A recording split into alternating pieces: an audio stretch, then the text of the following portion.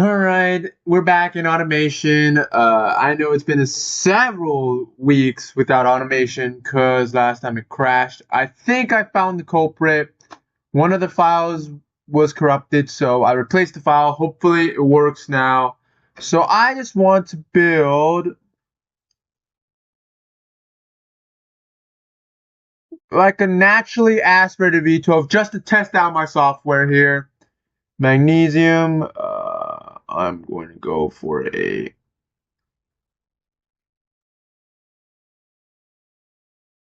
8-liter. I'm going to go with an 8-liter V12. This should be very powerful. Aluminum silicone, titanium, forged light. I'm going to leave that for now. High, sport, a little bit stiff. I want to rev pretty stinking high. 10,000 RPMs. Nope, it's going to be naturally aspirated. Section direct per cylinder, race, manifold size. And I'm going to run a pretty rich fuel map. Undersides, dual bypass valves, no catch, no mufflers, no mufflers. Alright, so it's making 1400 horsepower. Let's see if we can up the RPMs a little bit. Oh, never mind.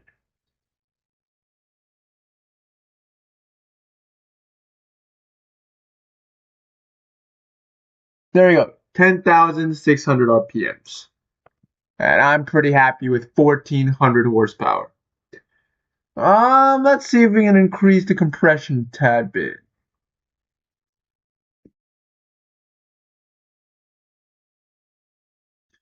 $14.52. Let's see what these harmonic dampeners do. I go for slightly higher RPM.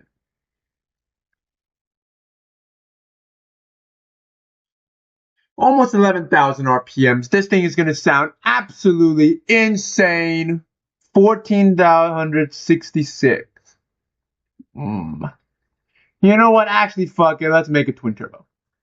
Oh, quad turbo. Hello.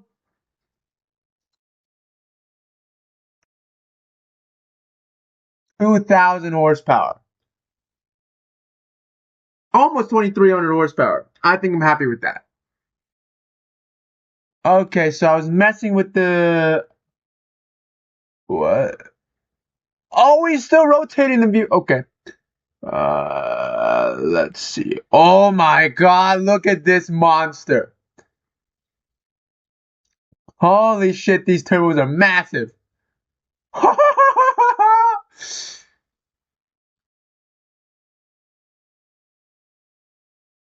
the fuck are these turbos mounted to, though? They're mounted on the net. Isn't the turbo supposed to be connected to the exhaust manifold? Oh, yep, they are. They are actually connected to the exhaust manifold. I'm just used to seeing them cut like here and then the turbo being installed right over there. But yeah, let's just hear how it sounds.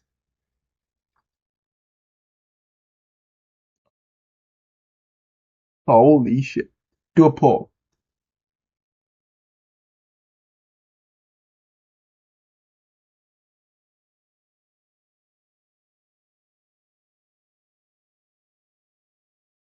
My god! Holy fuck! That was loud though! Wow! Holy moly! Jesus Christ! Well, this is my 8-liter quad turbo V12 and makes around 2,400 horsepower at 10,000 RPMs and over 1,500 foot-pounds of torque at 7,600 RPM. I think this is pretty dang powerful. This should be the next engine in the Lamborghini Aventador. Plus electric motors, this should be pretty dang insane. Well, anyways, guys, thank you guys so much for watching this video. This is just me trying to test out my software to make sure it didn't crash anymore. So far, it looks like it works fine. But then again, I have to test different engines because it might be that one engine that crashes it and it still does. And I just haven't chosen it. But the V12 doesn't crash the game, so that is good. Yeah. Anyways, guys, thank you so much for watching this video, and I'll see you guys next time. Hello, everybody. Welcome back to Automation. And today, we're going to be doing something stupid. It's not redesigning like a normal engine that should have been in a car. Like putting the B58X in the BMW i8 or stuff like that. No. We're going to be doing something a little more stupid. We're putting a V16 in a Viper. Why? I don't know. But it's stupid and I'm all for it. So, let's go with the V16. Holy fucking hell. You know what? Fuck it. We're making a 21 liter V16. Fuck this shit.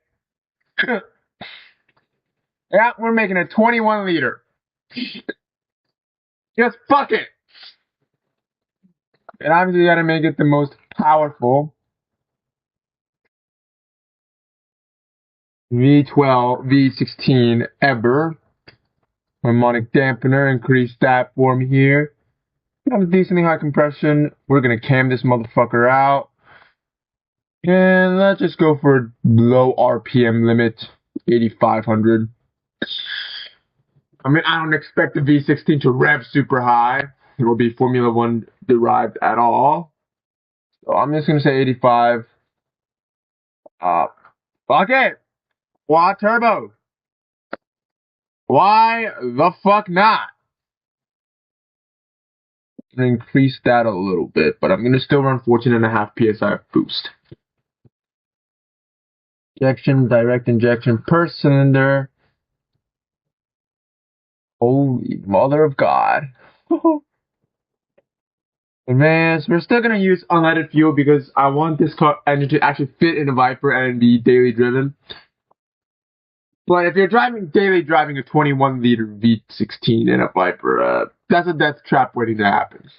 That's legit a death trap. Where's the fucking flywheel clutch and the clutch pressure put?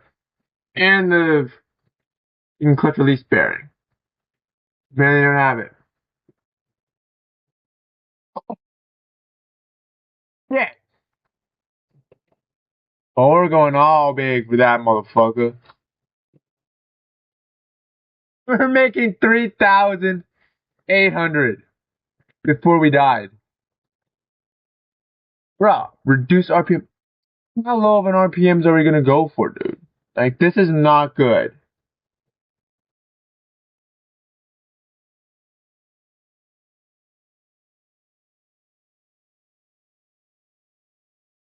I want at least a 7,000. Stiff? No. Soft? No, that made it worse. Holy shit. What do I do? What do I do? What do I do? Balancing mass. Increase quality. Oh, there you go. We're getting somewhere. Okay. Well,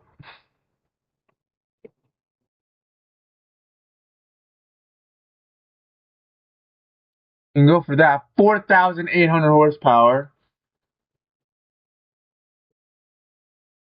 Use that.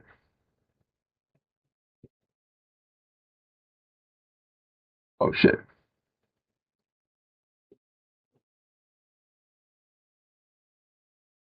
Okay, there he goes.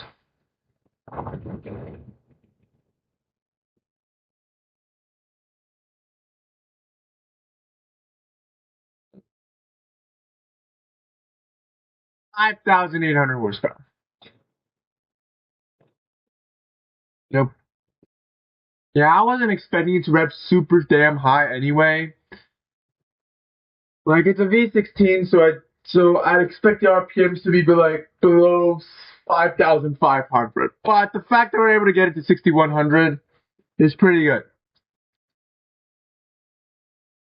Holy shit, we're making more torque than horsepower. Which, if you know anything about cars, isn't a very common thing with gas-powered cars. Diesels, that's a standard. Gas, there's some that do that, but I don't think most of them. I don't think have more torque than horsepower. I don't think. Okay. But yeah, this thing is insane. I want to try something though. What happens if we try nitromethane doesn't work well? Oh, and now we have 6,000 horsepower.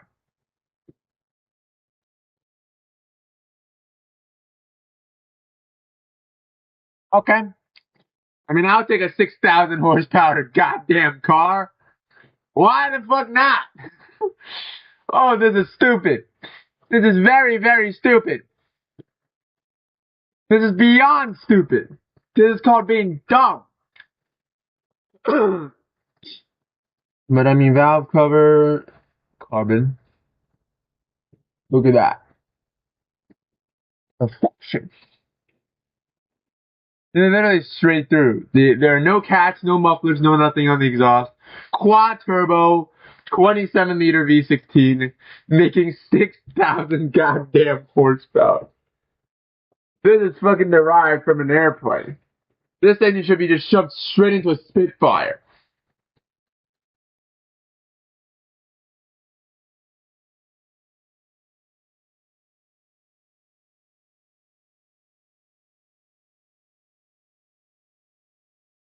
Oh, it revs really, really fast. Oh, good Jesus.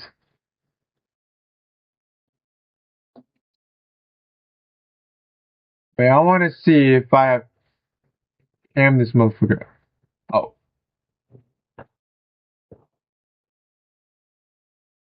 Yeah, well, don't do that. I can much more even 6,000 horsepower. Nope. We cannot increase that. I'm always trying to see if I can increase the RPM, but 6,000 horsepower?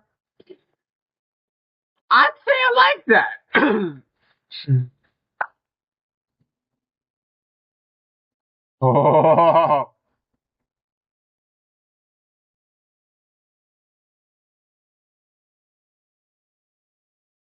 The engine is not pinging or knocking.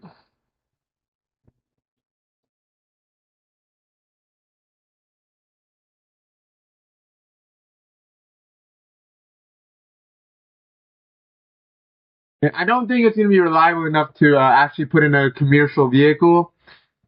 But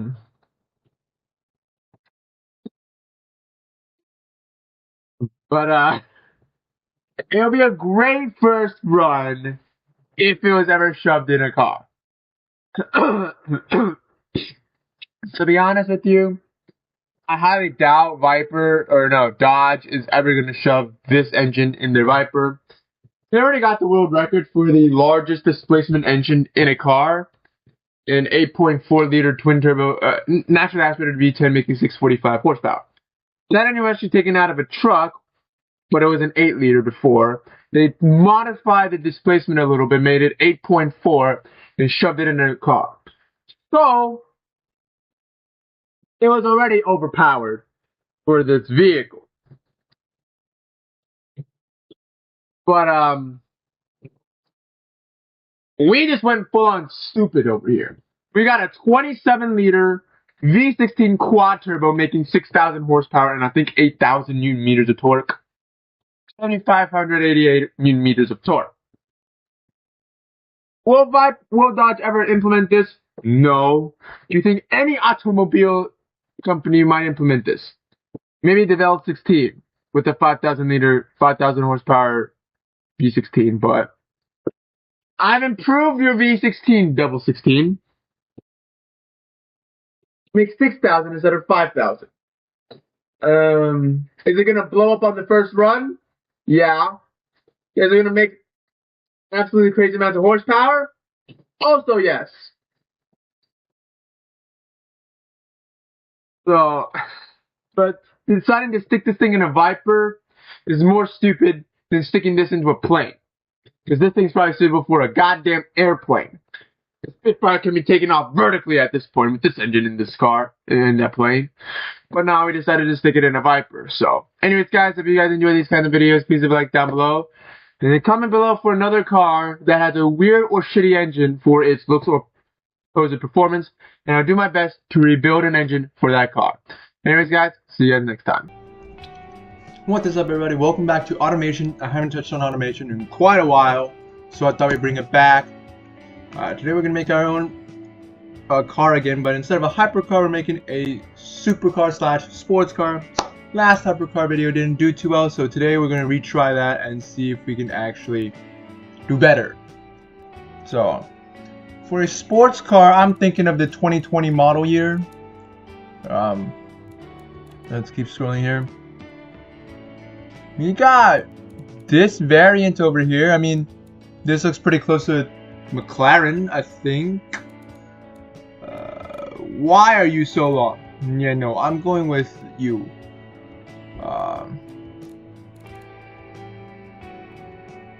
Yep, and obviously we want it to be as light as possible. We're gonna get rid of those rims. Those rims are horrendous. Carbon fiber, oh no, monocoque chassis. Yes. Carbon fiber, longitudinal. Yeah, we're making a excuse me, McLaren here. So it's gonna be a longitudinal V8, double wishbones. Increase that quality to handle all the extra power we're throwing at it. And this car we're gonna be running off of pump gas because that's how you fill it up. We're not gonna be pushing nitromethane like the hypercar. Let's get a new engine in here. I don't really care what the engine type is. I want to put a V12 in my car. Decrease engine size. Magnesium. It's a 1.4 liter. Okay.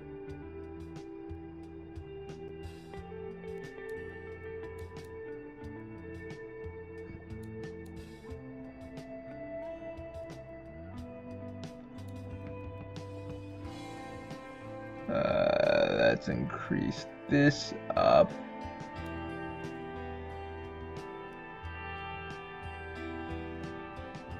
Let's hopefully make a 7 liter.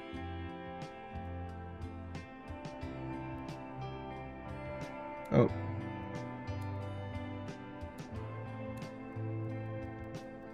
Oh. 7 liter. 7 liter V12. The Lamborghini Aventador has a 6.5, so this one is 5.5 liters larger than the Lamborghini. It's not really too big size-wise, but it does have a really large, what is this? Stroke. There you go. I brain fart. Aluminum silicone, obviously. For the maximum durability. We're gonna do heavy titanium. Heavy pistons, put a harmonic dampener. These need to handle all the power we're throwing at it. And have a high compression. We're gonna cam this motherfucker. We're gonna leave it normal. You can mess with it later. I want this to be up here. We want a high revving V12. That's what makes the V12 sound nice. Naturally aspirated. Naturally aspirated. We do not want turbo lag here. Naturally aspirated here. Injection, direct injection per cylinder. Race manifold size. Yep, we're gonna leave it like this.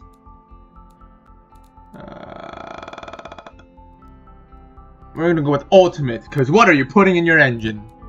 A richer fuel map. Quality. Do the race, large headers, large axle. Holy crap, that's a large exhaust. Oh, we were making 13,000 before it failed. Consider using higher compression. Okay, we probably don't need that much RPMs. We could probably drop that a slight bit.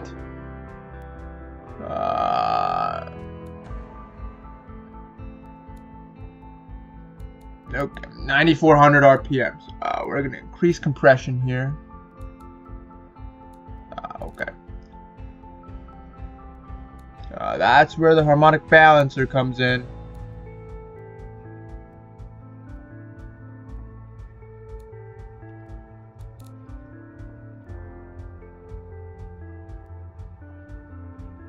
Oh. There we go. Saying that this is fairly good. Clean power all the way through, clean torque all the way through. I think this looks great. No turbo lag, no nothings at all. This is the engine right here.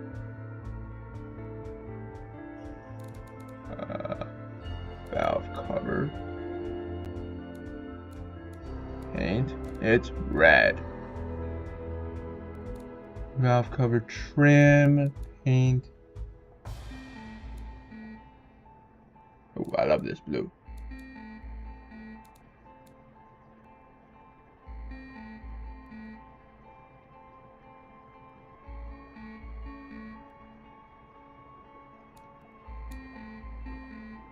I have no idea what that just changed, but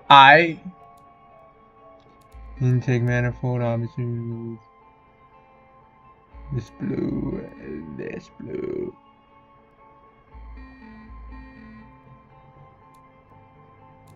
Oh, intake trim. Holy crap! There we go. Next, let's see how she sounds.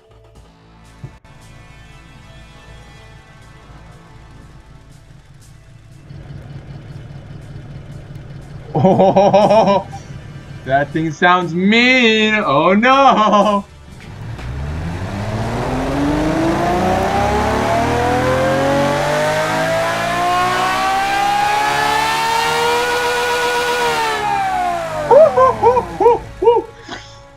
Jesus Christ, that sounded amazing. Let's put this in our engine, our car. Let's see. It's not in the car yet.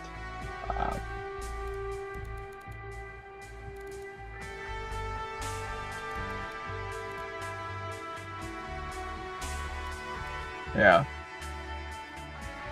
Where is the freaking engine? Alright, whatever. Let's see. What headlights do... I think I used that one last time, but... We'll use them again. Oh, jeez.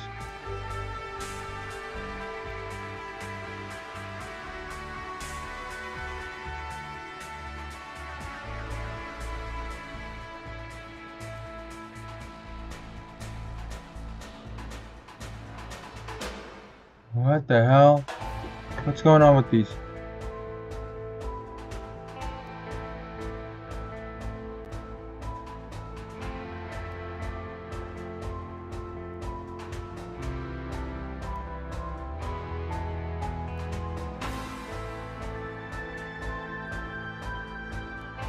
Why does it look so derpy?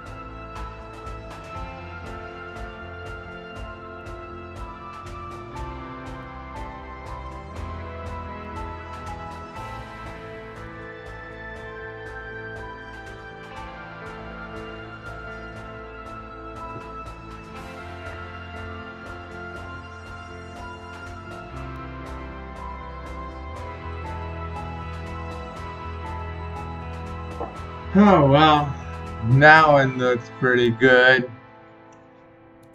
Need some grills. Oh.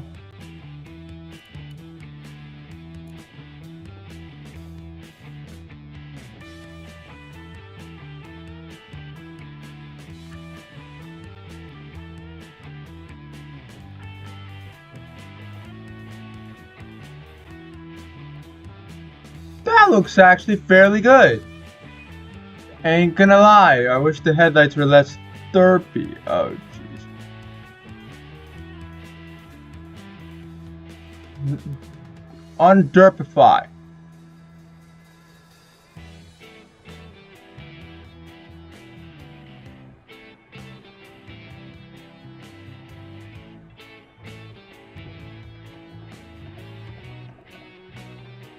I guess they're gonna look like terrorized now.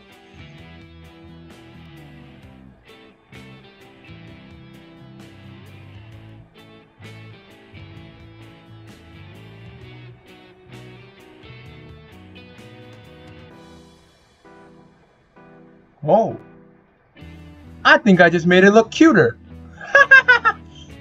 That's funny. Now for the rear. Lips. Oh, yes. I probably want this splitter.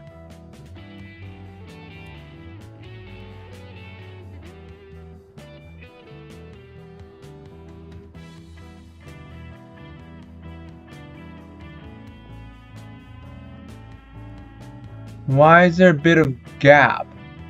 Maybe it's a bug.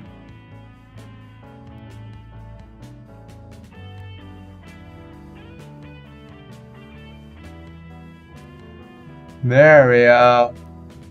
That looks like something I would buy. And obviously we're gonna go with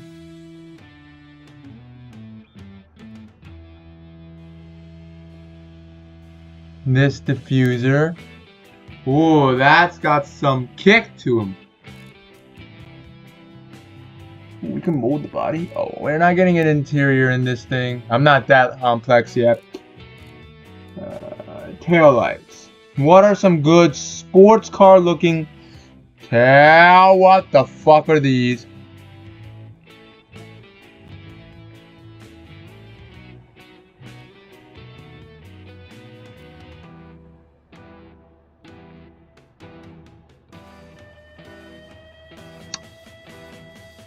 I'm honestly digging these for some reason.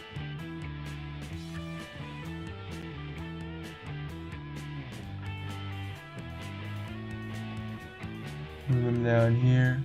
Oh no.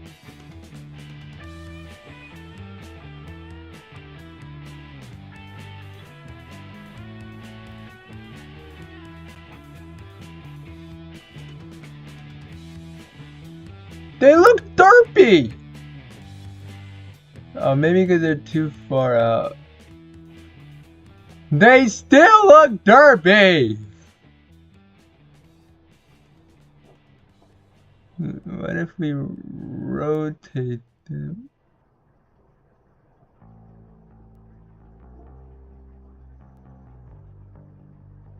Like this. Oh god. What are we doing?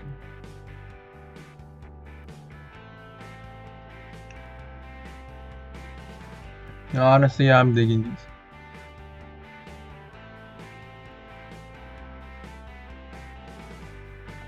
Oh yeah.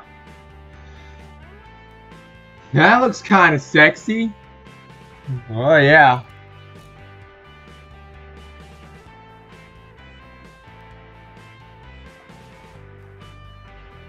Ooh, should we go with Mr. Spiderweb here?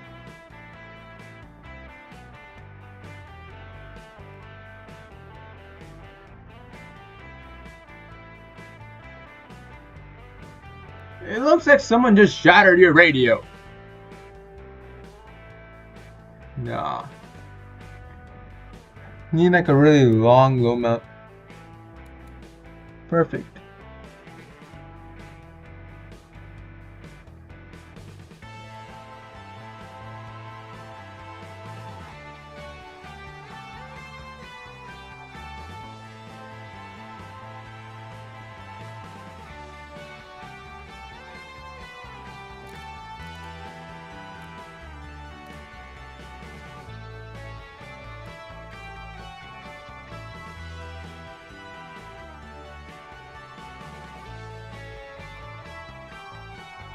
Oh yeah, that vent placement looks nice too. Mirrors.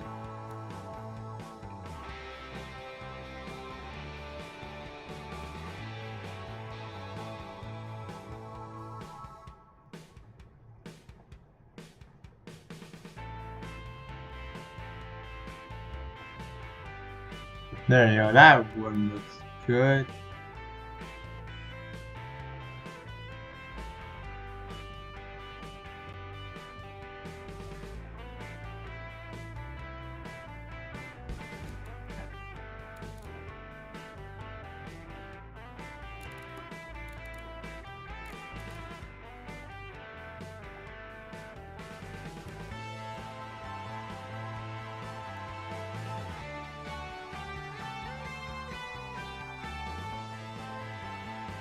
That looks semi-decent. It looks like it's weeping in the back, but whatever. We need a big ass wing. This one.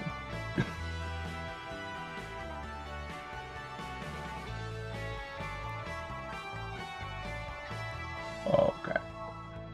Need some depth to that. Oh yeah. We're gonna have some hidden door handles too. But honestly, I think this thing looks nice. Wait. Wheels. Absolutely not with those horrendous looking wheels.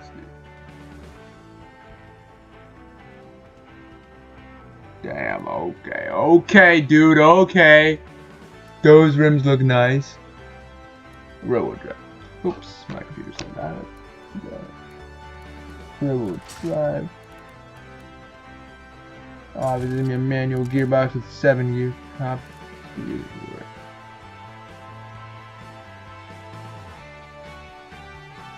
No speed limit.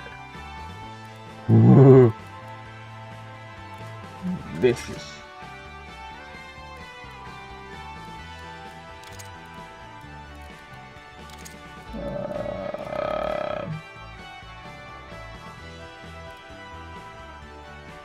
Ooh, the tires actually match up now. Ooh, look at that. Parameter carbon fiber. 6 pistons. We need large pistons. Racing. Obviously, this is a full-blown race car. Race diffuser, active wing cooling flaps.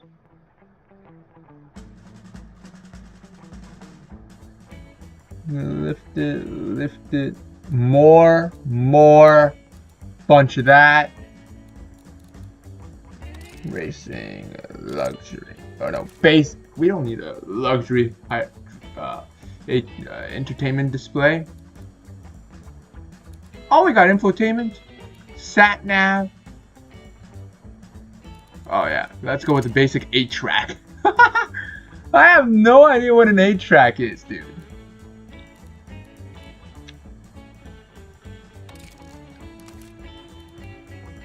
Advanced 20s. Lighter car. More on the rear, please.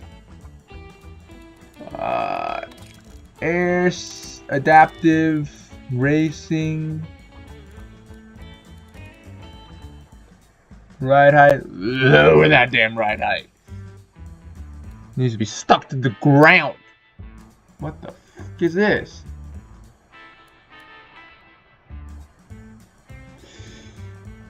Top speed I think is 254, which is pretty high.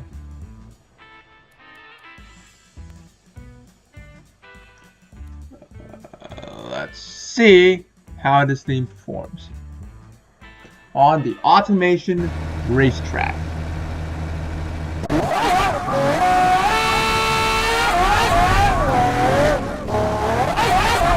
Holy shit, this thing's fast!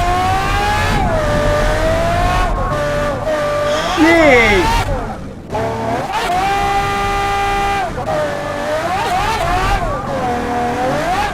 Oh my gosh! Whoa! Did you see how fast that thing just shot off the line, dude? Jesus Christ, my guy. I don't care, okay? Well guys, this is my sports car. I think it performs better than the hypercar we did. So yeah, that's something that I was not expecting at all. But yeah, this is my car right now. We're gonna export it to BeamNG. If you want it, okay, when I said slam it, I did not mean slam it this low. But anyways, guys, if you guys want to see this car, if you want to download this car for yourself in BeamNG Drive, leave a comment down below, and I'll supply you with the file once I upload it, and you guys can have this car for yourself in BeamNG Drive. And with that, thank you guys so much for watching, and I'll see you What is up, everybody? Welcome back to Automation, and today we're not redesigning an engine for any car. This is an engine that's not seen before in any car before, but I want to make an engine that can propel a car faster than the acceleration of an electric motor.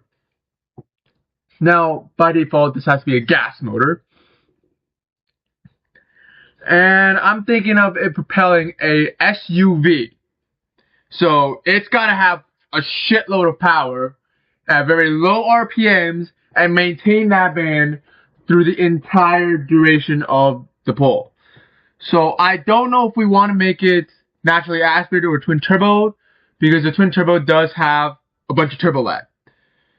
And also it does need tons of exhaust gas to run the turbo and build boost, which will take away performance from the engine itself. So we're going to first do naturally aspirated, and if it doesn't meet my expectations, we might add a couple turbos. But I am thinking of a V8. Because I don't really see any V10s in SUVs or V12s. They're all V8s.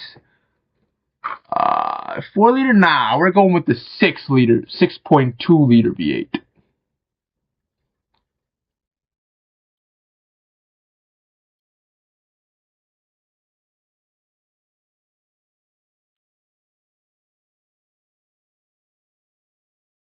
For a 6.4, that's okay. A 6.4 liter twin turbo V8 should be alright. Obviously, we need the most amount of valves per cylinder because we need as much power as possible and as much torque as possible to get off the line. Aluminum silicone quality increase, billet heavy, everything is heavy. Hopefully this thing can get some, I'm gonna go with cam it. These V8 sound great with the cam. And I'm not thinking of a lot of RPMs, just like maybe 7,000. I mean, I don't think V8s are supposed to rev that high. Let's go naturally aspirated for now. We're gonna do super, just because it also has to run off of pump gas. Dual bypass valves, large ass exhausts. So it makes 831 horsepower right now, but when you launch, you are launching at around 60 horsepower. So that's, you do have a ton of torque though. You're starting off with a ton of torque. But I think we can actually increase this pretty dang high. Oh, shit. Oh, maybe softer springs.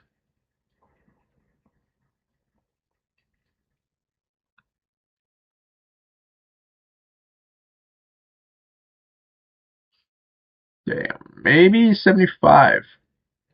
950 horsepower. I want to...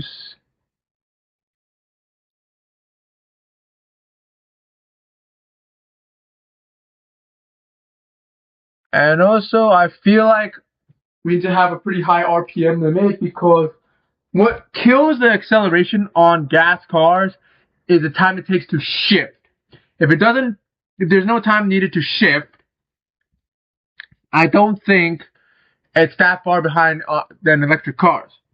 Although electric cars have all the torque at all times, which we cannot beat in a gas car, but if they make like a performance CVT, I think that might be pretty good in some race cars. I think some NASCAR or Formula cars use CVTs. So we have a 14.2 compression ratio. What happens if we turbocharge this thing? It blows right the fuck up. We just had it. Excuse me. What the fuck just happened?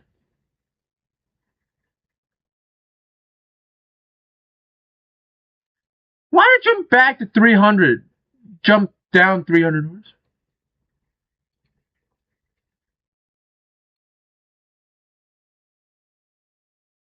Bruh.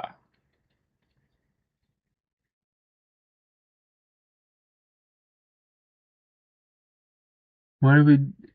Oh, it just cuts right off.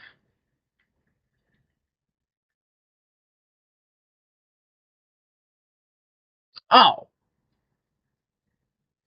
I want some stiff springs, bruh. Keep that torque all the way, dude.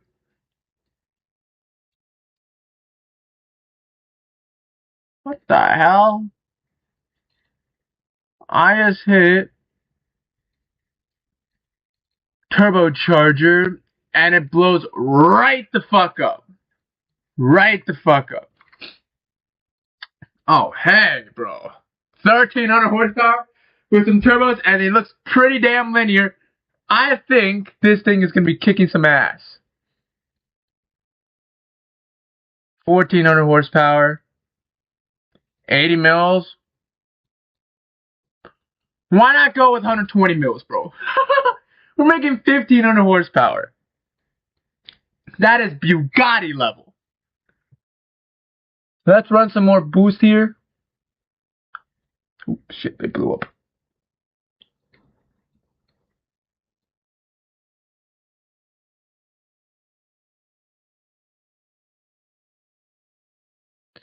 Yeah, we got 1,700 newton meters of torque, 1,600 horsepower. Holy fuck. Look at this engine, bro. It's going to be in some sort of hypercar. Mr. LaFerrari, hit me up. Jesus Christ. Tuning seg? This is your new engine. Oh, the new engine made 2,200, so I think it's still beating this car, but... I mean, goddamn, if you want to shove this in an Audi RS7, maybe a Nissan GTR, I think the GTR, it also has an advanced all-wheel drive system. It can launch. Even with only 500 horsepower, it can launch. So imagine shoving 1,600 horsepower with two massive turbos on the side of it. That baby be taking off. Jesus Christ. And it is a V8. So, holy son of a bitch. The fuck are sumps? Oh, the sump, that's the oil pan, you dumbass. Where's the air filter trim, bro? Do we have air filters? We probably don't. We have two massive ass turbos. We don't need air filters. But the intake manifold, I think... Yeah, look at those. Ruby red. Oh, shit. Fuck. Where's the intake?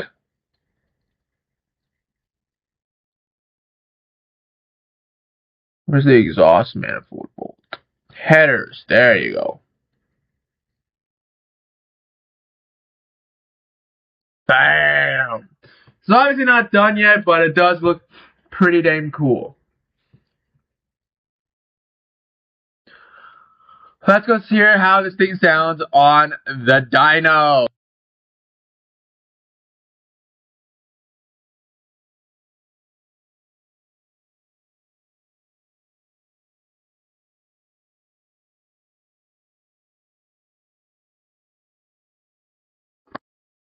Wow. Yeah, there's like this massive turbo lag right here. Well, like you're still making 400 horsepower. So like I feel like the electric car is going to gain some head here, but once the turbo kicks in, that electric car is going to be in your rear view mirror, and it keeps going like up here. Like when you shift and you keep your foot on the gas, if the limit is like 8,800, it's going to drop that to like maybe 6,000, 65,000, 100, and keep going. And during that time, we are making banks of power. So, when the electric car thinks that they're going to be catching up, when you shift, they're not. They're really not. But, tell me in the comments below, what car do you think this will be best suited for? Because, I mean, keep in mind, this engine isn't small. Like, it's a 6.2 liter. Oh. going back too far. Like, this engine isn't a small engine. Like, maybe a Durango, because it's still a 6.4 liter. I don't know, maybe a truck, because I don't think it's going to fit in like a normal sedan or a hatchback. This engine is a big engine. Like, it got two massive turbos slapped to the side of it. But anyways, guys, thank you guys so much for watching this video. What is up, everybody? Welcome back to Automation, the car tycoon company. Today, we're going to try to make the most powerful engine automation can muster up. However, the engine must be naturally aspirated. If it's not naturally aspirated, it will not work. Because what I've planned for this video is building a V16 for the Bugatti Tourbillon, which is obviously naturally aspirated. We've already done one that had quad turbos. Go check out that video right now if you haven't seen that video already. But today, we're going to be making the 8 liter. Is it an 8 liter? Or is it an 8.3? I think it's an 8.3 liter V16. I'll post a Wikipedia page up here to show you if it's a V8 8 liter or 8.3 liter. And yell at me in the comments on the screen if I got it wrong. So anyway, enough to chat. Let's see. First off, we're going to go with the V16. That looks crazy. Magnesium block. It's already an 8 liter pretty much, but I think it is a 8.3 liter. So we're going to go all the way up to an 8.3 liter. Dual overhead cams, 5 valves per cylinder, aluminum silicone head. We need the quality to go up because this is for a Bugatti, which is worth several $1 million. Billet heavy, titanium con rods, and heavy pistons. Dampeners, I guess I'm just have to scroll up and down and see what happens with it later when we're tuning the engine. Quality to go up. Obviously, I don't care about the price. This is a Bugatti. They're paying good money for it. So, yeah. High compression, high cam profile. I'm going to just go with the softer spring. VVT. This thing goes up to like 98 or something. So I'm going to do 96. I think that's what it revs up to. Oh, no, naturally aspirated. We got to go with naturally aspirated. I almost went with the turbo. That's not good. Injection. Carburetors for like old V8s, I think. So we're not going to go with that. Per cylinder, racing. Large manifolds. We're going to go with nitromethane in an advanced ignition margin. We're going to go with very rich fuel and high quality. Tube racing. Large headers. Where are my headers at? Goodness Lord. Dual bypass valves. Large exhaust, because that's what a Bugatti does. Nothing of anything. Alright, so it's making 3,000 horsepower. I don't even think it's redlining yet. Or the torque is redlining. Ah! No! All the way up. Okay. Maybe not. Okay. No, here.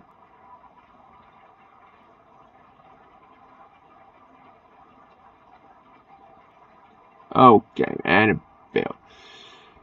At 11,200 RPMs. That is not bad. We're going to go with an extreme compression. Cams, okay. Maybe not extremely cam it.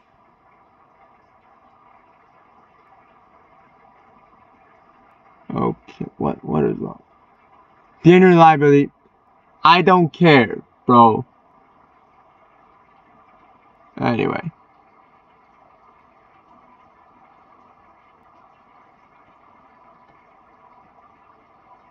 Okay, nope. Let's go stiff on the springs.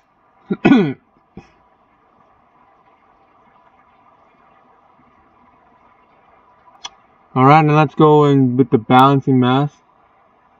There we go. 3,500 horsepower. I think it's pretty good on nitromethane.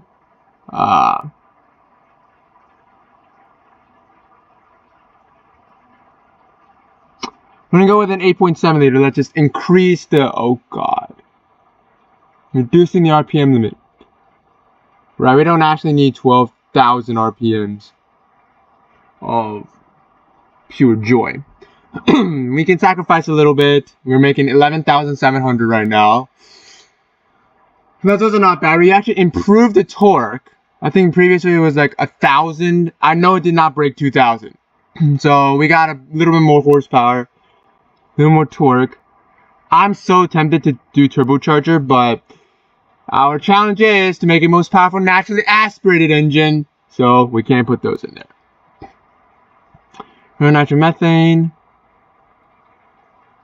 Ooh. Let's go somewhere over here. That would maybe make a lot of power. Yep, this side looks good. And look at this massive engine. 8.3 liters of pure joy. Now we gotta test it out. This looks like a really nice graph. Ooh, doesn't sound too loud. I take that the fuck back. This sounds like two V8s just smushed together. And heavily cam too. Holy crap.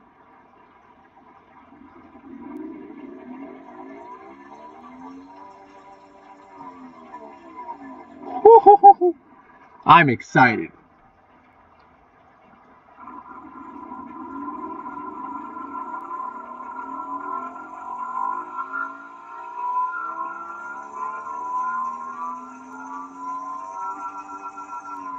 Ooh, wow. It does sound like on the top end the engine is about to explode, which according to the piston and graph, they're probably going to. So I don't think the reliability is good at all. But we're making 3,700 horsepower on natural methane. So I'd say that's pretty dang good. Let's see the stats of our engine. It is an 8.7 liter V16, runs up to 11,700 RPM. Pretty good performance index. Really good cooling. Doesn't sound as good as a V10, but that V10 did sound extremely nice. If you haven't seen the last automation video, go check it out where I made the V10 for the Huracan. It sounded absolutely insane. I can't even describe it. You gotta go check that video out. It was music. However, the responsiveness is way down. Why is there... Jesus Christ, excuse me. Why is the responsiveness so low? You got 3,000, almost 4,000 horsepower. Why was the responsiveness so low? Goodness. It's very smooth though, I'll give it that. Slightly more reliable than the V10. Was it the V10? I know there's one engine that had a 6.2, so tell me in the comments below which engine was that. And guys, if you want to see me design a car in automation, comment below. Maybe I should design a car instead of building an engine for it. Service cost $722, which is quite cheap, by the way. Fuel economy. Yeah, I don't expect the fuel economy to be good at all, because it's a fucking gas-guzzling V16 for a Bugatti. Goodness Lord, I am coughing like crazy. Sorry, guys. The Bugatti, literally Chiron, I think, runs out of fuel from a full tank in 12 minutes. So I don't think it's a good fuel economy either. I don't think Bugatti cares. It weighs 575 pounds, which is quite light. And it's 184, which is just slightly larger than the other engines we've made before. So that's pretty crazy to think about, considering it's a V16 over here. It costs around $13,000 to make. And I want to say around 250 days? No, 25 days to make. And maybe 50 days to actually produce, to engineer this thing. Because this thing need some really heavy forged internals, because this thing, yeah. To reliably make 3,700 horsepower, you need some powerful internals. But guys, thank you guys so much for watching this video. If you guys want more automation videos, maybe me designing a car with an engine. What's up everybody, welcome back to Automation the Car Tycoon Company. In the next video I have decided that I'm going to be designing a whole car instead of just the engine. So stay tuned for that, and if you guys want me to release that as a BeamNG Drive mod, leave a comment down below. I honestly haven't built any cars in automation, so this first episode may be a bit difficult. It may look like crap. I am trying not to swear on this channel and turn it family friendly. But yeah, it may not look good, but if you still want me to release it to the public as a BeamNG mod, leave a comment down below, and I'll try and release it as a BeamNG Drive mod. But anyway, today we're designing only the engine. Well, this video, we're only designing the engine, and I want to make the best sounding engine in automation. So this is my thought process. It's either a high revving V12 like the Aventador V12, or a V8, the big throaty muscle V8s, which means that they're both naturally aspirated. The big throaty V8 could be supercharged, but automation doesn't have superchargers yet, so we can't really add that. Honestly,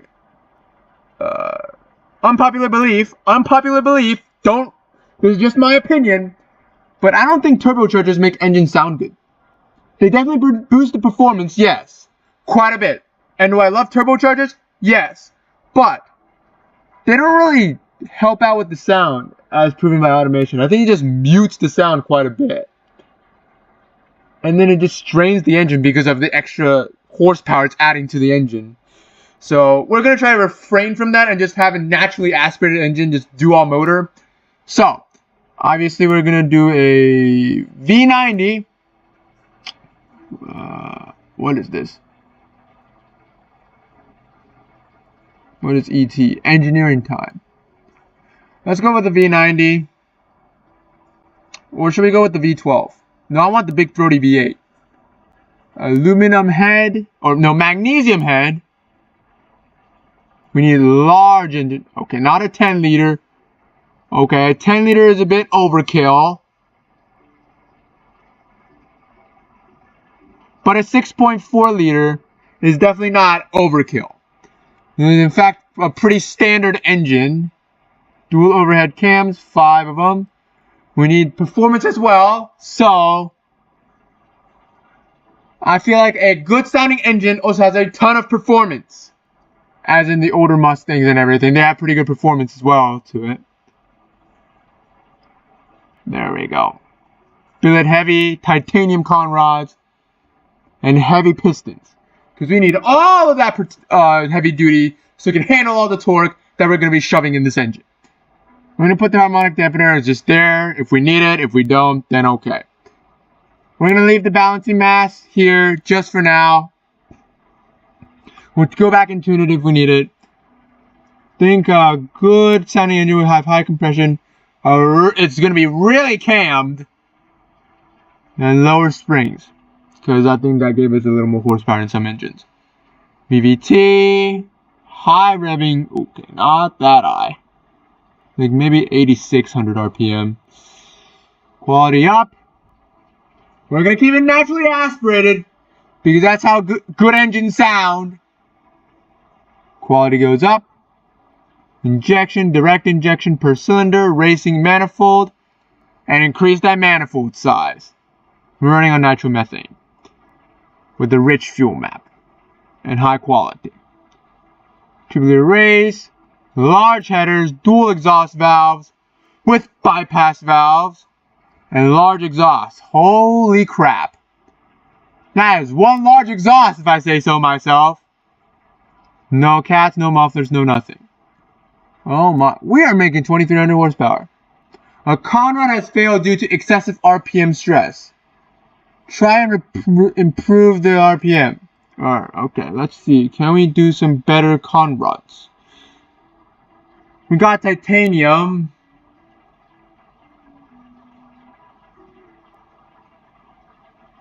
Nothing much.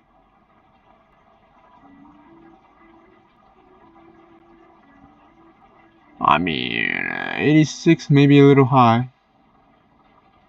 There we go. Oh, nope, there it goes. So it's higher compression.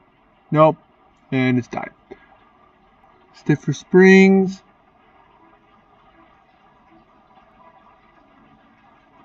There, I don't... Do we really want a 16:1 ratio compression? What is the low? Okay, yeah, nope. We're gonna go high.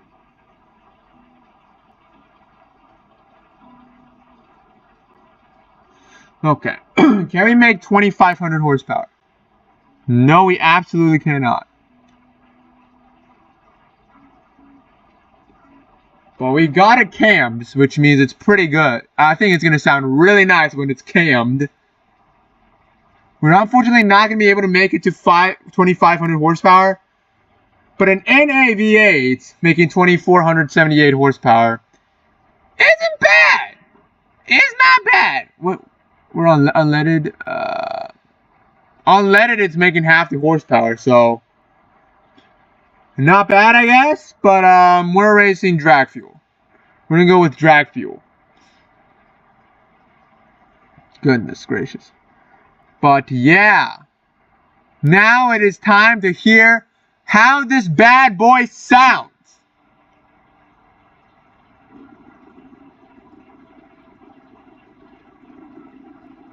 Oh, that idle is mean. That is a mean sounding idle. I can't wait how this thing pulls.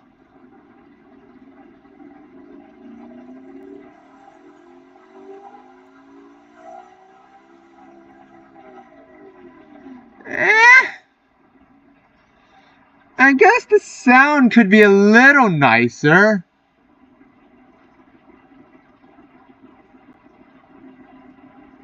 I mean, I really like the idle sound. That we nailed, but yeah, the sound doesn't really sound too well. It sounds really muted. Hold on, let me increase the audio. There you go. Let me increase the audio.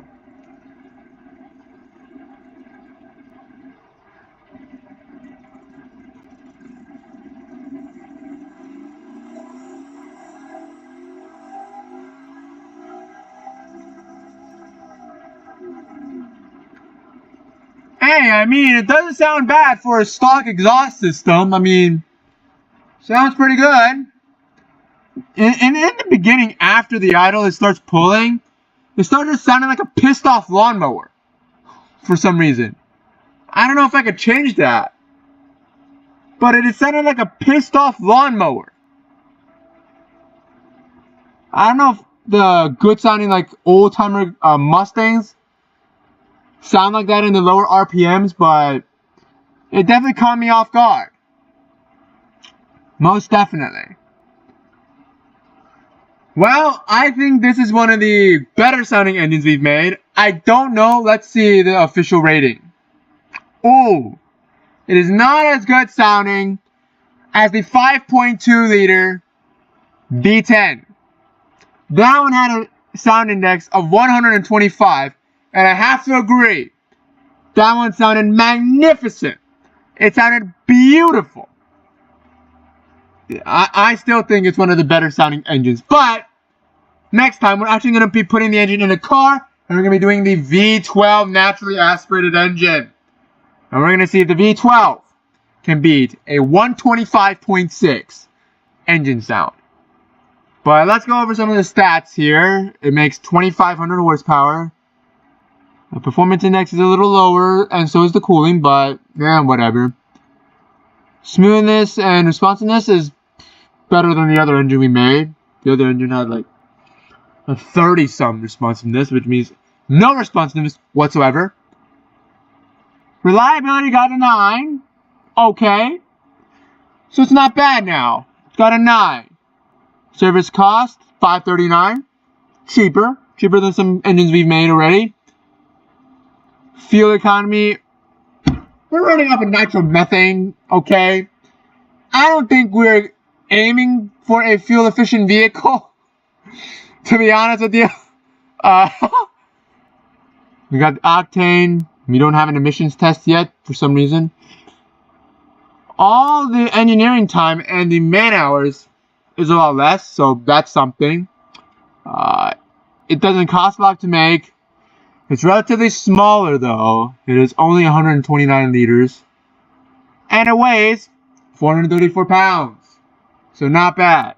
So in the next automation video, we're going to be actually designing a car with a V12 engine. So if you guys want to see that, comment below. There's going to be another video coming out later today. If you guys want to see me release that mod into the on the internet and have it available for you guys to download, comment below and I'll release it to the public on the BeamNG website. Now keep in mind, this is my first time designing an actual car in automation. I've designed engines multiple times, which is why these engines are flying together, but I've never actually designed a car. So it may look a little goofy, may look a little weird, and out of the ordinary, not something that you would typically design, but bear with me, I'm still learning. If you have any tips and tricks on how to make the car look a little better, obviously leave them in the comments below on this video so I can read them and learn from them before my next video. Well guys, thank you guys so much for watching, and I'll see you guys next time. What is up everybody, welcome back to Automate, the car making company. Today we'll be designing the AMG 1 engine. Now it has a 1.6 liter V6 with 3 electric motors that produce 1,049 horsepower. Now I don't know why this has such a small displacement engine inside a high and pair with motors. Probably to improve the takeoff performance. But I'm gonna design that whole system. I'm gonna take out all the electric motors and just put one. Excuse me. So I'm thinking of actually a V8. Actually, a V8.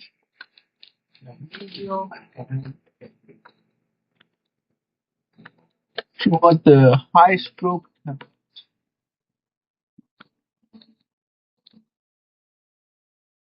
But I want a 5.5 liter. Gotcha. V8 twin turbo. 5 aluminum silicone. Increase that damn quality. This is still heavy. We need titanium to handle all of that force. Balancing shaft, we're going to leave that alone for now. I do want it to rev like up to 12,000 RPM. Because that's what this 1.6 liter engine was able to do. It was able to rev. Race cam, softer springs, I think. And we need turbos, twin, smart cruise. We need it all out. 1 bar. Don't know what that is. With main menu, let me see if I can measurement, mouse down, PSI, feet, that's me, I'm a Fahrenheit guy,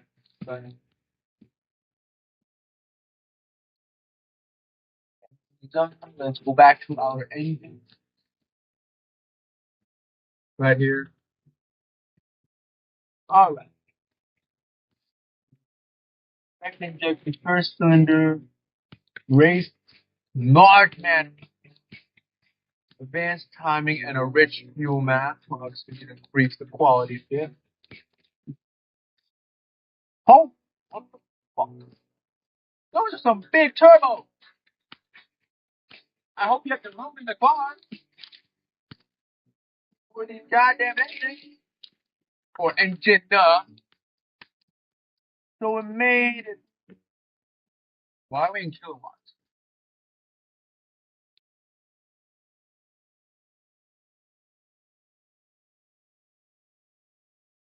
horsepower.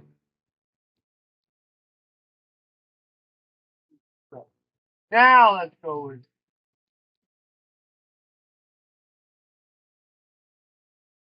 Okay. It's a 1,500 horsepower. That's quite a lot.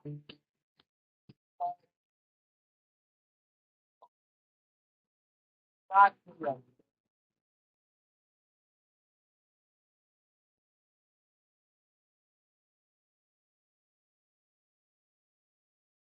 Alright, fine. 15 RPM limit. Well,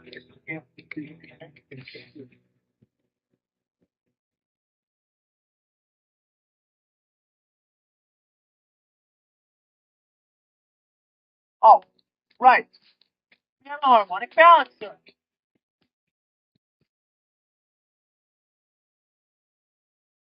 That goes up to 9,000 RPM. Right down with the Mercedes thing. I think it revs up to 10,000. Don't back check me on that. I'm gonna go ahead and put it there.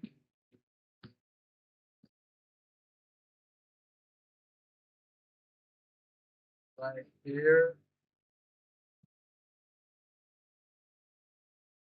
11,000 for Bitcoin. I was really hoping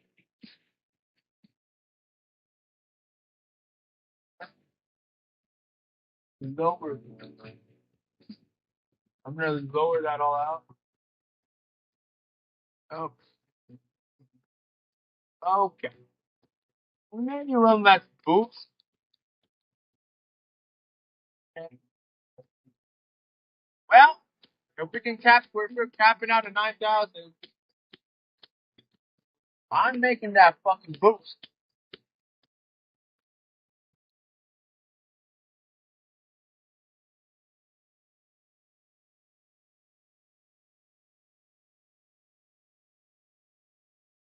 I'm making that fucking boost, man.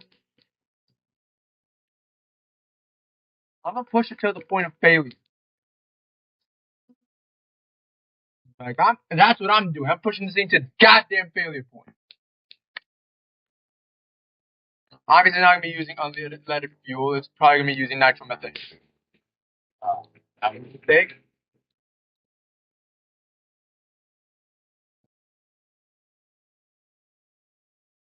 But it makes 1,500 horsepower engine still. So I don't really think it's electric motors. Combined with the 1.6 liter, they made 1,049. And this V8 alone made 1,500. Actually, fuck it. Why would we put such a tiny engine?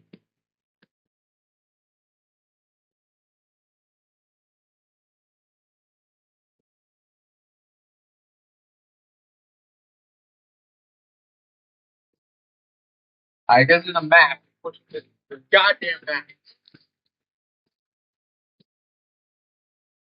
Yeah, pits are gonna die at this point. You're pushing it so freaking hard.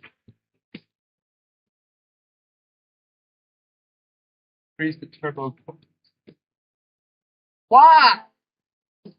And its reliability.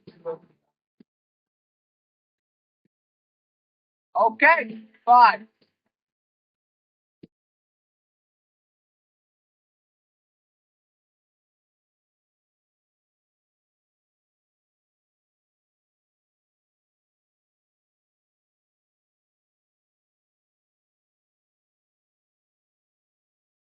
$15.41. A little bit of horsepower.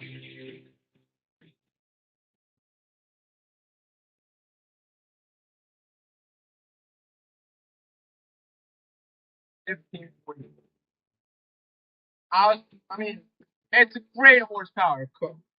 Don't get me wrong. Like, it is great engine. Look at this damn thing. 1,500 horsepower for a Mercedes engine. I think that's expensive. This thing's gonna dominate the track. I think they're gonna update the aero a little bit, considering how fast it's gonna accelerate, especially around 4 to 5,000 RPM when the turbo kicks in. But the bad thing about this, I think the naturally after it. So when you put the pedal down, there's no delay. In power, it just goes up. So with the twin turbo setup, there's like a turbo lag delay before the turbo should go up and it really rips.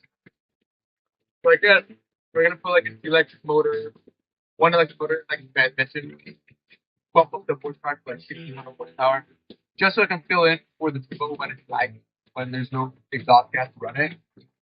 That's a possibility. But that's perfect.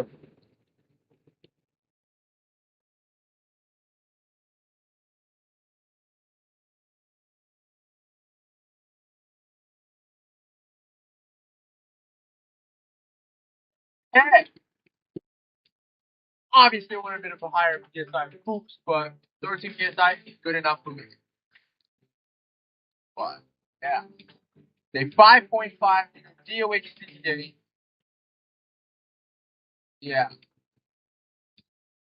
starting in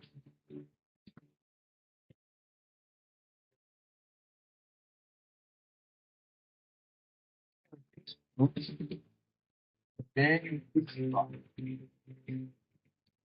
now what the fuck? What the fuck?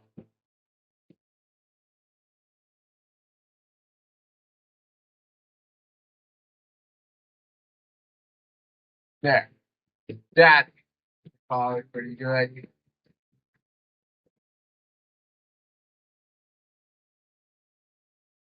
Check this bad boy out.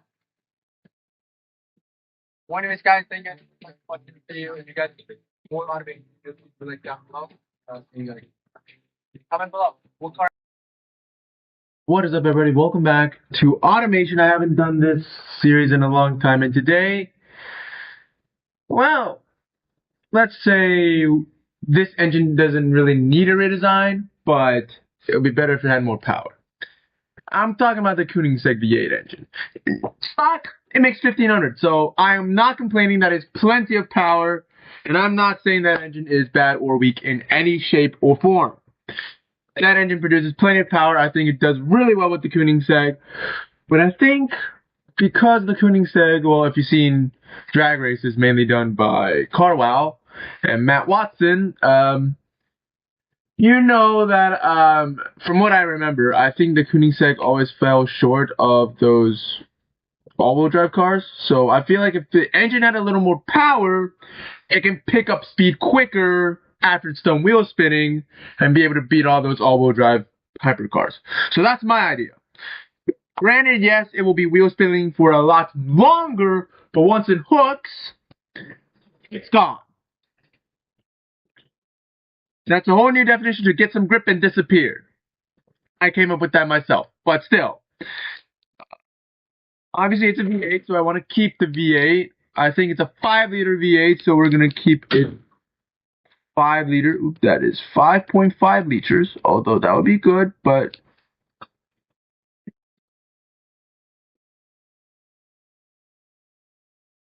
I want to top out the bore. There it is. Oop.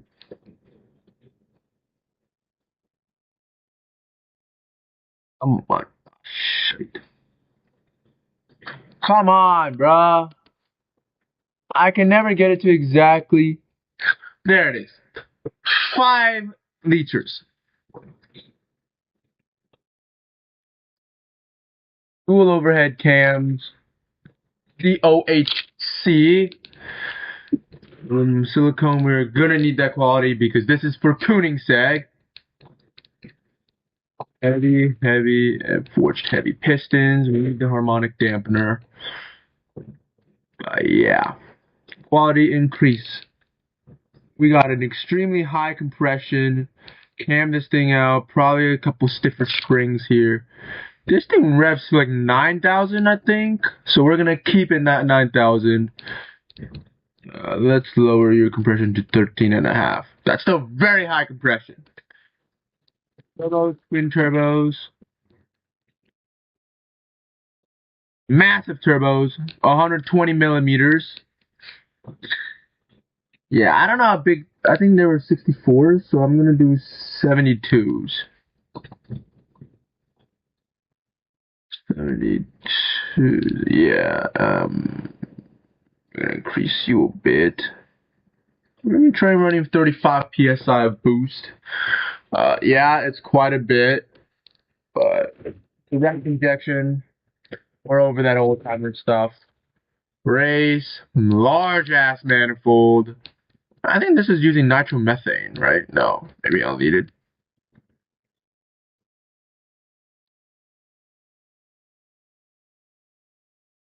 Leaded. I think we're gonna go with leaded gas. Tubular race, dual valves, bypass valves, means large ass exhaust. This is a Koenigsegg, a hypercar. None. Done. We blew up at 11,000. 1100, excuse me. Run less boost. Oh, lower compression. I mean, I can lower compression. Oh god, no. I'm gonna 8,500 RPM and ooh, that doesn't look good. Oh, nope, somewhere around here.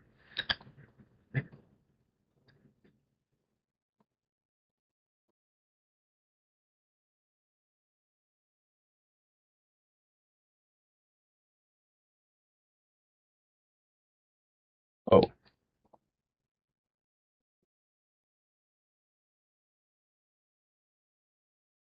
we're running 17 psi of boost.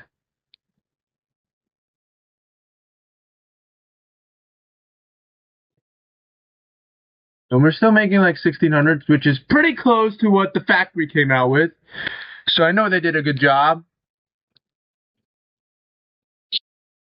Except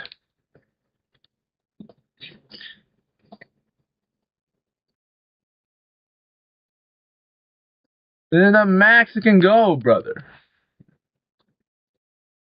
1700 horsepower. I don't know.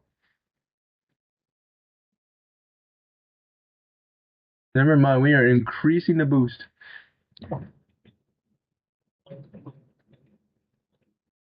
We're making 2,000 fucking horsepower from a twin turbo 5-liter V8.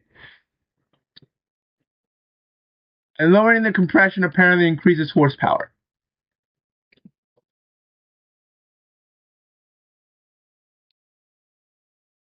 I don't need that to happen. Whoa.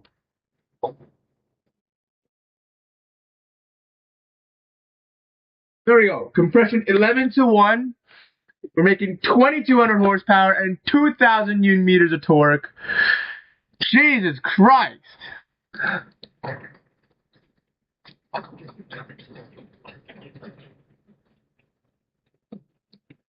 2,000 horsepowers. Wow. Woo! Originally factory, I think they came with 1,500 or 1,600 horsepower. So we got a 400 horsepower boost, which isn't a lot, which shows that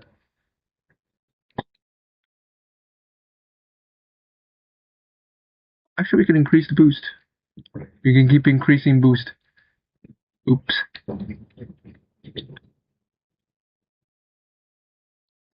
We're now running 35.5 psi of boost, everybody.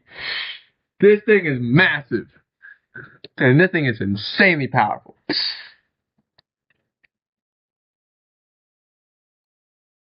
Unleaded makes almost 2,000 as well, so yeah. But I think they need the higher quality. I think it's 105.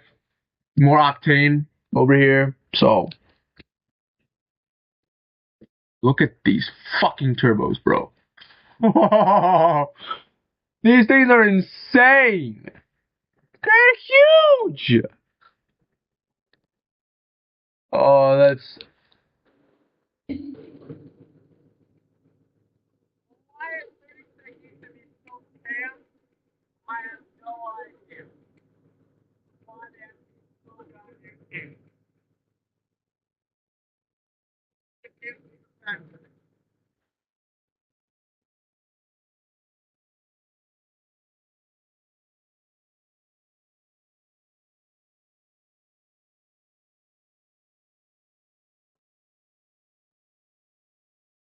sounded like a Koenigsegg too. I don't think Koenigsegg's have the really high pitched screams like the LaFerrari or the Aventador because they have V12s. I think the Koenigsegg has like one of those V8 sounds. But damn.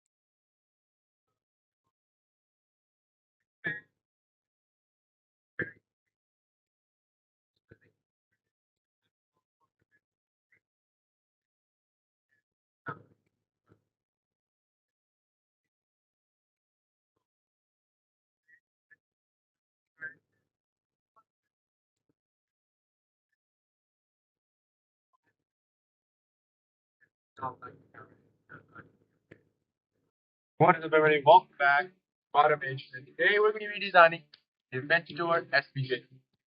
Now, by all means, this engine is not underpowered, but when you put this car in a race against the Turbo X, which has enough cylinders, or the 812, which is rear drive, those cars all come in ahead of the Lamborghini SVJ in the quarter mile.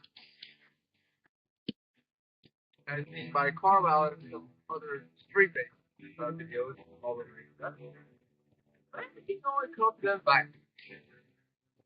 Now, I think it's because the Lamborghini has a low amount of fuel.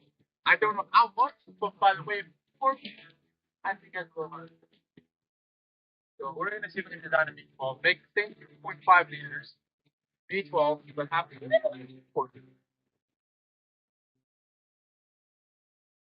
currently it's a 6 liter. I did see a bunch of comments saying that my stroke and bore are very inaccurate. I'm going to see if I can make them a little more accurate here.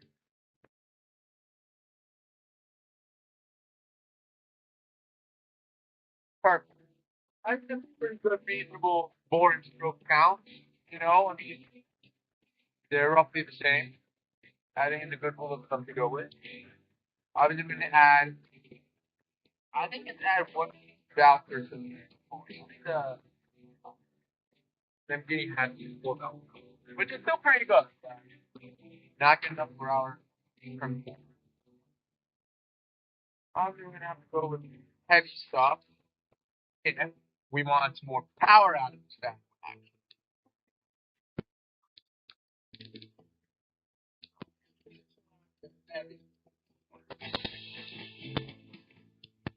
This thing's gonna sound big. This Lamborghini is sound. And then please go 95. Actually, let's make Formula 1 I think 12 fast car. God damn it. Naturally aspirated, protection, technology, race, large manifold.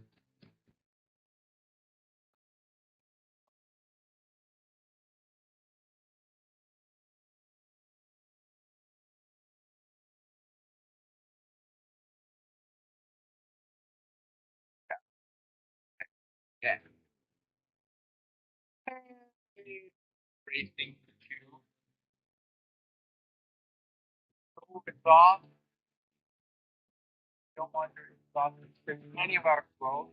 A little bit of forward. Okay, so we're making 1,200 horsepower before we hit the bed. I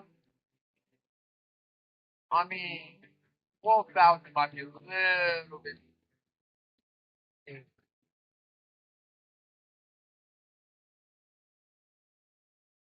But we can definitely have it at 9,000. Have that 0.5 here. It's gonna be ready really hot. Bad thing is, we start at 41 horsepower. Um, that's not something you're good though.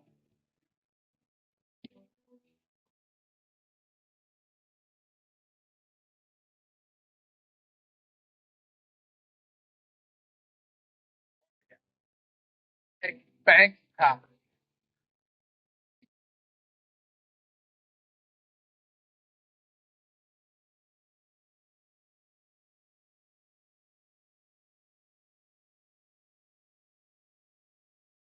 We got a 14-to-1 compression ratio now.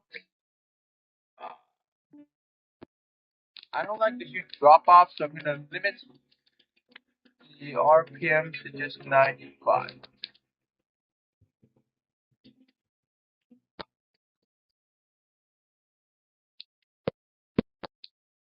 Just 10,000 RPM. Actually, maybe 10,000. That drop off should be plenty for us.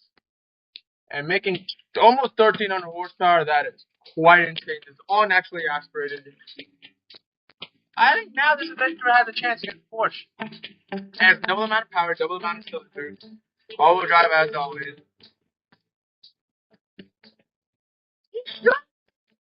He should be beating the like, come on. Porsche may have a tiny little pound horsepower per cylinder, but that's big, the big 650, so maybe 1,400. But make it slightly less than that, but pretty much similar. Like, bad boy, this thing looks sick.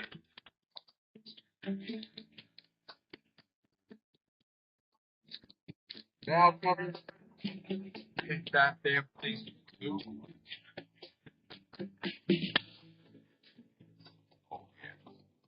Perfect. Now we got a TSX branded valve cover. That looks absolutely amazing. That's what they can say.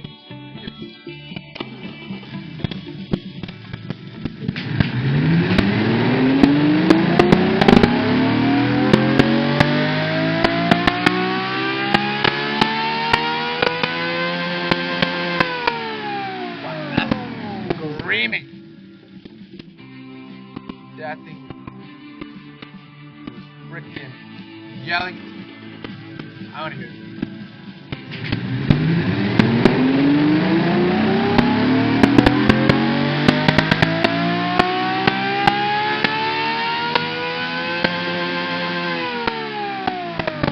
Oh my gosh! That thing was insane. It sounded so much like a Lamborghini. I don't know if you guys can hear it. I'm going to video that in. That thing was so insane. I think the normal Lamborghini was 9,000. So we just gave it a couple of thousand more RPM raise. And yeah, we got a very continuous arc power here. Very flat for pressure. It's maybe 900 rounds. I mean, 100 pounds. It's plenty. Berlinetta has no chance. The Porsche, man, it's tiny bit of a change, but I don't think it's got to be fair. This thing's probably got the same power to piston ratio as Porsche. If you know the Porsche, they make 116 horsepower per cylinder. That's what it's saying. They would say, this is going to be it. It's going to be my Lamborghini video. Now, the Lamborghini it doesn't necessarily need a redesign, but considering that it was made to rival the Porsche 911, rival the Berlinetta and the M8 Bermudo, I think it's starting to fall behind. It sounds amazing. That's probably one reason why I don't really think that we can jump in. It sounds absolutely amazing. With the money off, all you are going to hear miles. But I think this one, this one also screams a lot. It's revved up higher, so I don't know if Lamborghini's going to consider this. But this might be a new design for Lamborghini. Well, back to the beginning, I try to keep the bore and stroke a lot more reasonable, a lot more realistic than maxing out the stroke and lowering the more. That doesn't really isn't that realistic. I think Formula One cars do that though to get the power they introduced, but I'm not quite sure, so don't quote me on that. But I think this engine is perfect the way it is. Honestly, the current engine is still perfectly fine, but if ever you need to work on making this its sound the same, but add a little bit of extra work, you should have that's way better. Right now, it's fine. What is up, everybody? Welcome back to Automation, the Car Tycoon Company. Today, we're going to be making the Boxster engine from Porsche for Porsche and see if we can make a lot more power than them and see if we can get a better graph. So we're going to go with the Boxster 6. It is a 3.8 liter, so this is a 3 liter right now.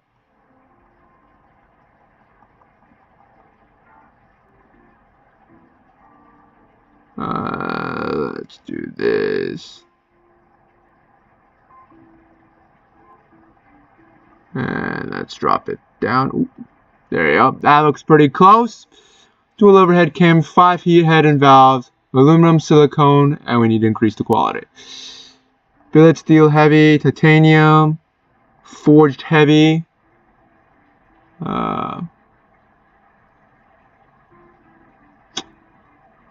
Oh, we need the RPMs. Harmonic dampeners. Maybe a ton of balancing mass. I still don't know what those are. Slightly high compression, slightly higher cam. Softer springs.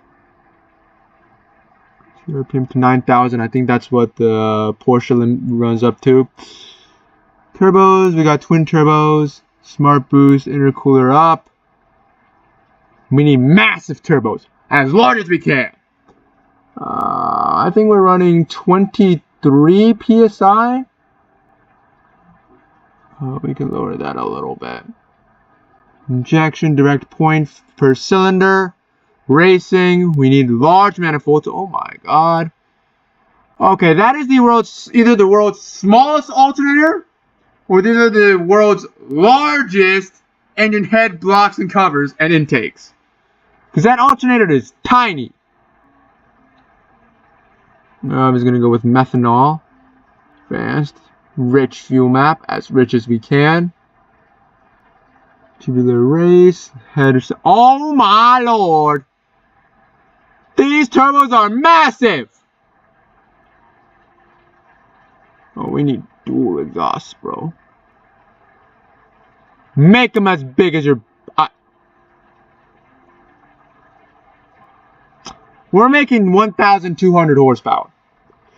That is already like double the amount Porsche makes. Ooh, quality up. Piston has failed due to excessive torque load. Let's use unleaded fuel for now. Because, I mean, Porsches all run off of unleaded. I think unleaded fuel, low quality, no. Ultimate. Yeah, no, this looks good. Okay. We're making 1,300 horsepower. That is insane. The torque is a bit low, so I'm going to go around and mess around with the parameters a bit. See if we can get the... What the fuck? Get the torque up a little bit.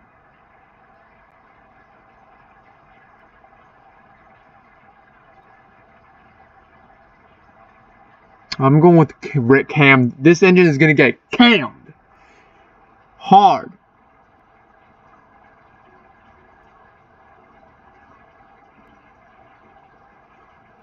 We're going to make it rev all the way up to 12,000 RPMs. Let's go with a normal compression ratio. Oh my god. Uh-oh. The engine's reliability is too low to sell. I'm not selling the engine.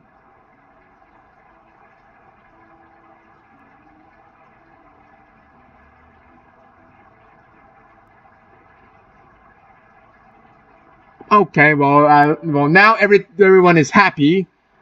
We're definitely not making as much torque as I'd liked it to be, but almost 1,000.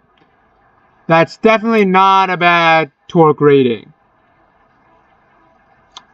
Let's see if we can run a bit more boost. Okay, nope, yeah, nope. E.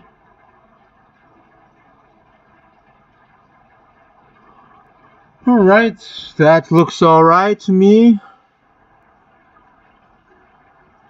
That doesn't look too bad to me.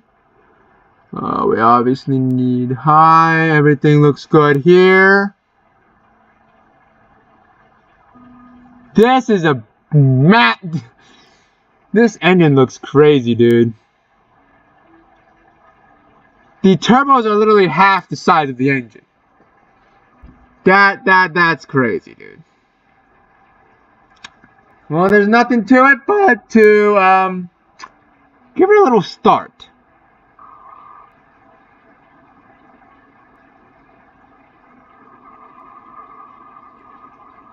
Ooh.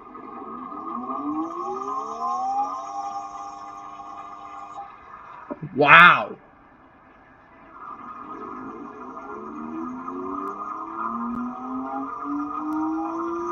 Oh, wow.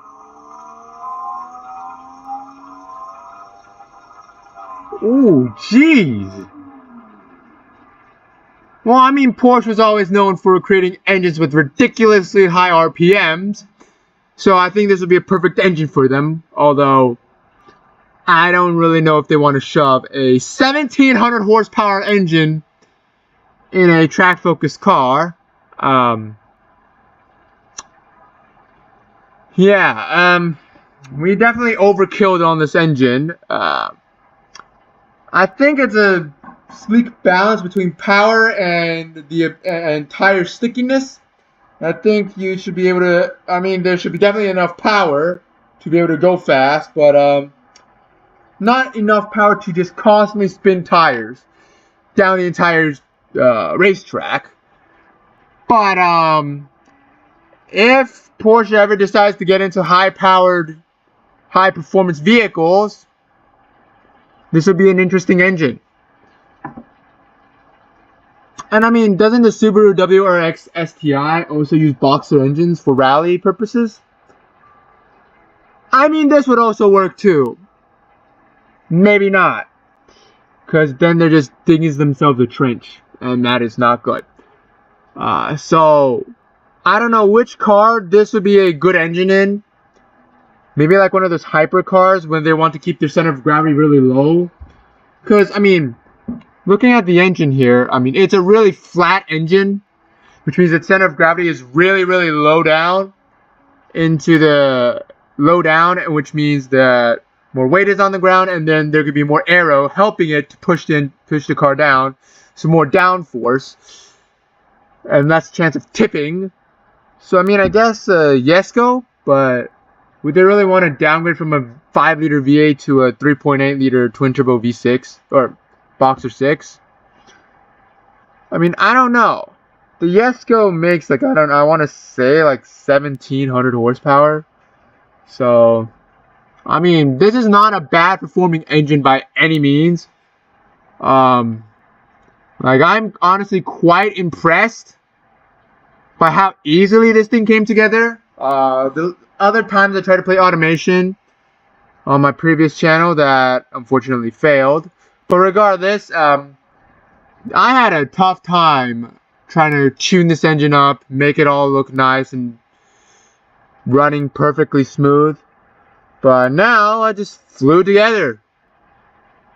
Like there's no like really kinky areas that was really concerning or really difficult to figure out. But let's look at the final stats. It's a 3.8-liter Boxer 6, makes 1722 horsepower. Yeah, is that slightly lower on the performance index? Comment below. I don't remember, but I think I saw 1200 and 1300s before. It makes some great noise. It doesn't respond too well. which is something that is surprising because I really wanted to respond, because Porsche engines always have insane kickdown. But that's surprising to me. 82.4 for the smoothness test. It's okay. Octane is 105, and it has a 21.3% fuel economy. I mean, it's not designed to be fuel economical, okay? It's making 1,700 horsepower. I don't expect any engine making 1,700 horsepower to be fuel economical as well. Service cost, $1,000. Not bad, not bad. Reliability only gets a 5.2. I mean, considering that there are 5 areas that are red, deep red, I don't expect it to be really reliable. It takes 1,000 hours to engineer, okay, and over 10 days, 11 days to put it together. It costs around $12,000, which I think was more expensive. It's a 45.4 liter. That's basically length times width times height, and they converted that to liters. So 45.4 liters, which I think is smaller than the other ones, because the other ones were like 66 liters or 100 liters. But it is considerably heavier at 503 pounds. The other ones are like, what, 400s maybe? So this boxer engine is heavier, which does help it in the center of gravity, which makes it lower all the weight on the bottom, so you're more glued to the track and there's more traction on the tires, which is all very good. So guys, thank you guys so much for watching this video. If you guys enjoyed these kinds of videos, please leave a like down below, subscribe, and comment what car do you want me to do next. Do we do a V10? What's up, everybody? Welcome back to automation, actually, not CMS, but automation. And today we're going to be making another engine. We're going to be rebuilding the RX-7 engine. Now, I'm not saying it's a bad engine or anything. It's actually quite impressive with the Dorito engine. But I think it's just the displacement's a little small, and I don't think it made a lot of power. I think it made like 100. I'm not quite sure. But let's see what Google says. 255. So that's not bad. That's not bad. But I want to see if I can improve upon it. And since there are no Dorito engines in the game, I think the closest thing to the Dorito engine in terms of horsepower is a 4-cylinder. I think it was a 1.3 liter turbo Dorito engine. Well, we can definitely bump that up to a 2.5 liter.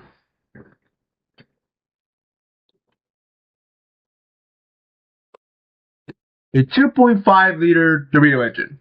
Just ignore the fact that it's a 4-cylinder. There are no Dorito engines or rotary engines in automation yet, so this is the best we can have to do. So, dual overhead cams, 5 valves per cylinder, aluminum silicone. Quality go up. Shafts, everything goes up. Compression, I'm gonna leave. We're gonna cam the fuck out of it, and we're gonna make this thing scream. It's a rotary engine. It's supposed to go really, really high RPM. So we're gonna do a turbo smart boost. And I was thinking of a smaller turbo, actually, maybe like a 50 mil. And I'm gonna run less boost.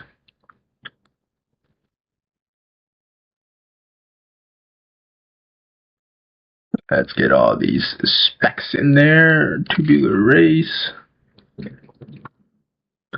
Exhaust size. None. Oh, it made 130 due to excessive raw RPM.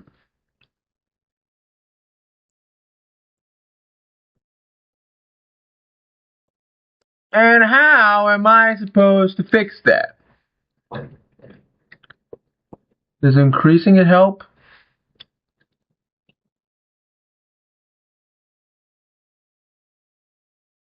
Maybe, I don't know.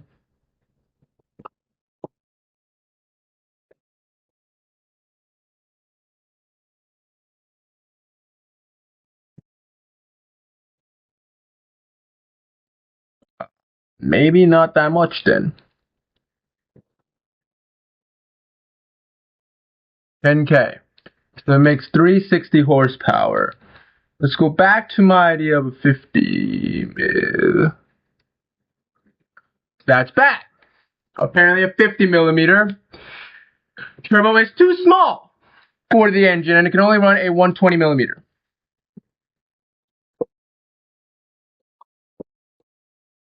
Oh, and it blows right the fuck up.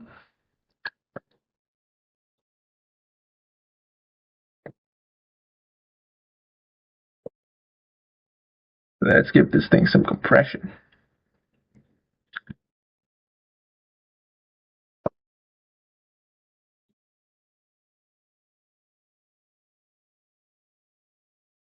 Let's soften. Oh shit. It blew right the fuck up. Oh, we need some stiff springs, bro. And it blew right the hell up again. 864 horsepower. Now let's see if we can reduce the size of the turbo. How small of a turbo can we run? 100 milliliters.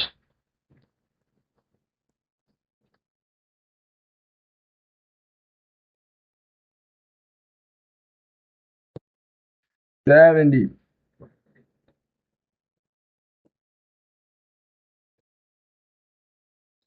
82. 80.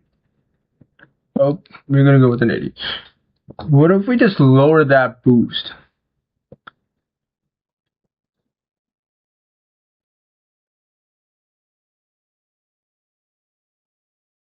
Oh, and it blows right up.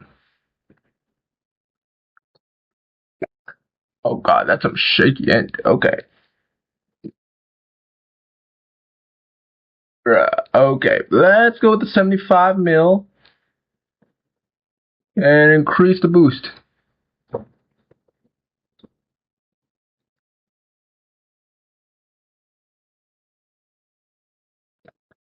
Oh god, there you go. 640 horsepower out of a rotary engine. Unfortunately, it is a 4-cylinder, so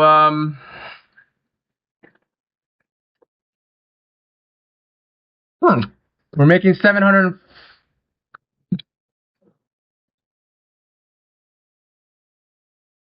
Oh, there we go. 771 horsepower. We increased the quality a little bit, and it blows right the fuck up. Okay.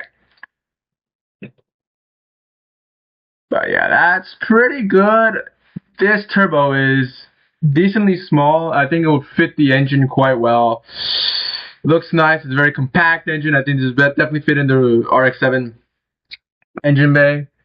The engine is a little small for the RX-7 engine bay, so I think this would be a pretty good replacement. Make the rotary a little bigger. Obviously, I haven't depicted a 4-cylinder. There's no rotaries in the game yet, so I think a 4-cylinder will have to suffice for the car. I think a 4-cylinder is similar to what the rotary's power would be like. So let's do a poll.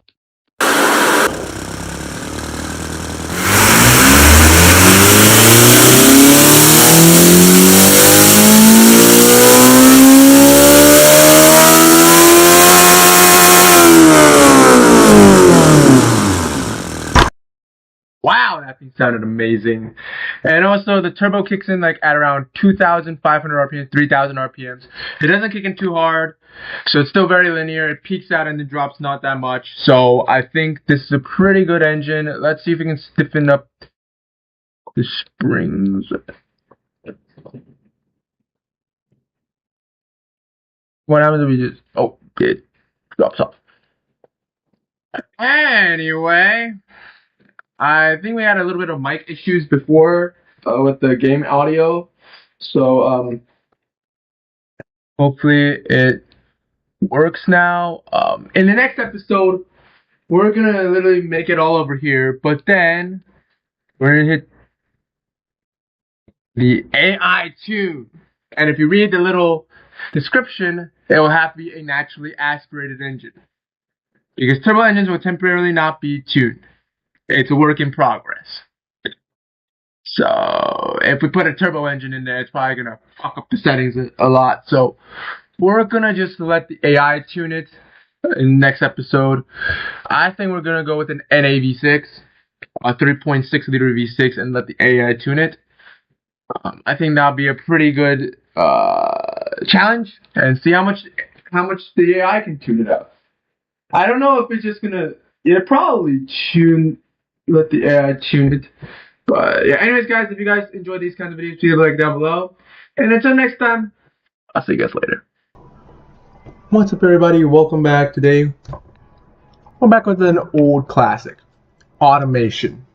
I haven't done a video of this game in so long, and today, we're designing an engine for a family SUV. Now, with the family SUV, I'm thinking of V6. A naturally aspirated V6 engine. So we're going to go with the V6 here. And let's go with the heavy aluminum silicone engine. At 3 liters, should be a good enough engine here. Actually, let's go with the V90. That looks much better. We're going to do dual overheads.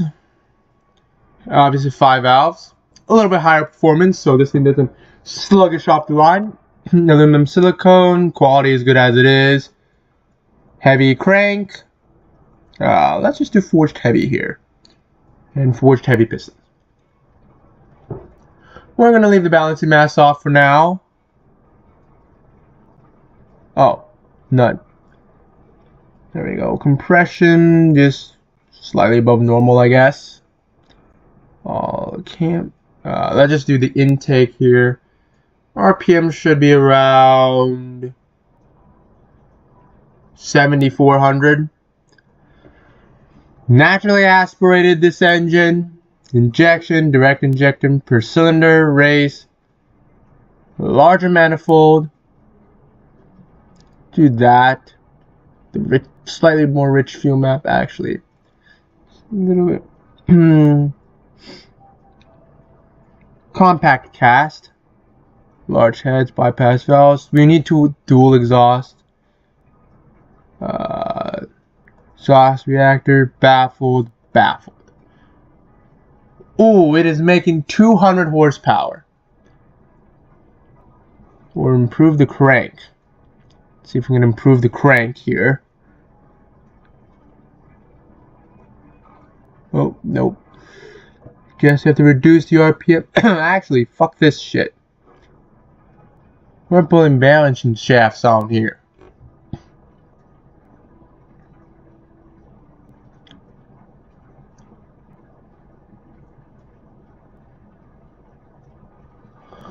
Makes 225 horsepower right now. Actually, let's go with the slightly higher compression.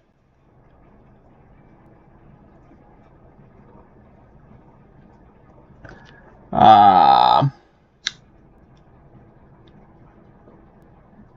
246. This is not a good engine for a mid-size SUV. I will tell you that much. Let's go with racing headers. Still just under 250 horsepower.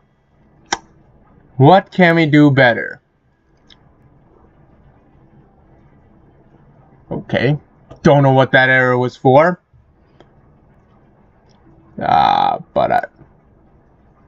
Okay, I don't know what that error means. I have no idea. Actually, I think a turbo would be good. for this thing.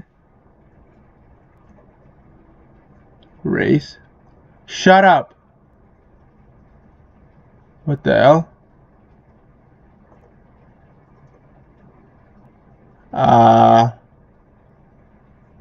That's not good.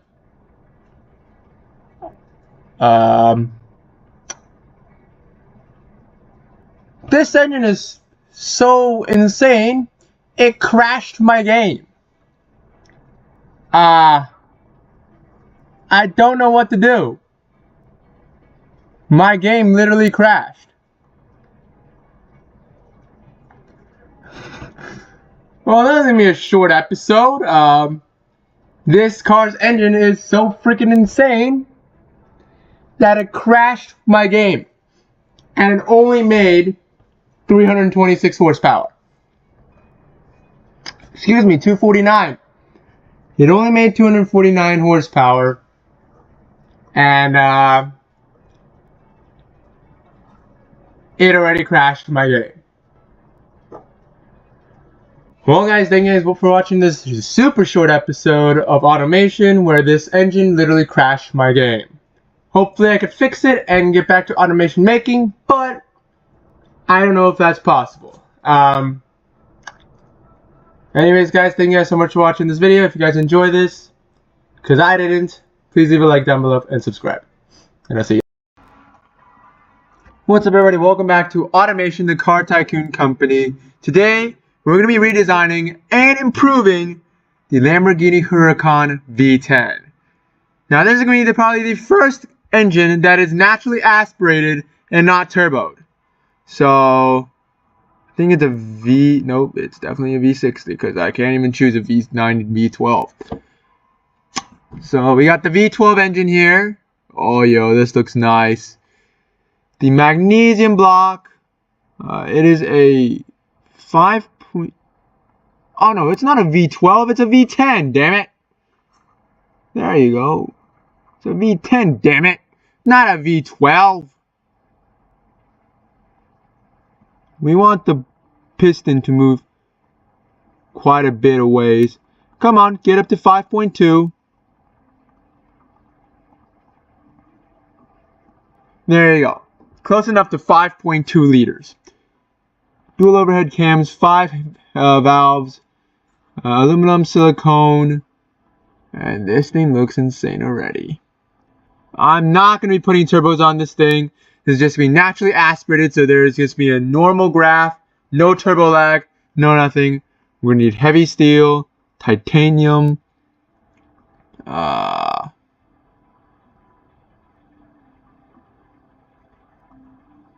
let's just choose that one. Ooh, the max RPM is a little low. We're going to keep this.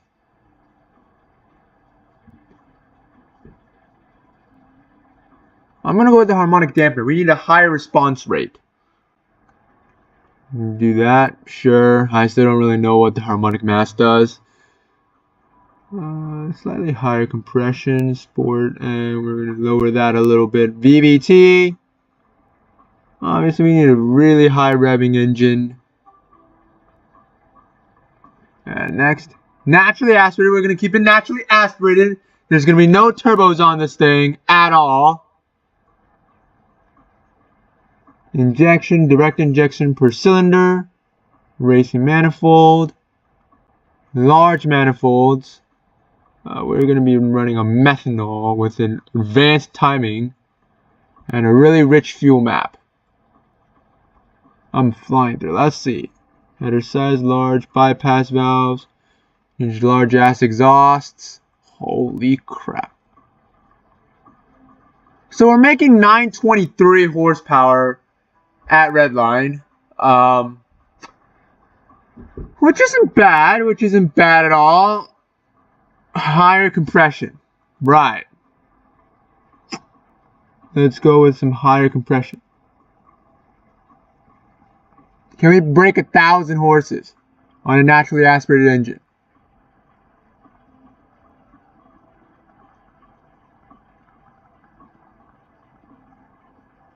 Oh, we're maxed out. Bam! We're gonna make the camera sport. Or raise. Ooh, let's knock her down to sport.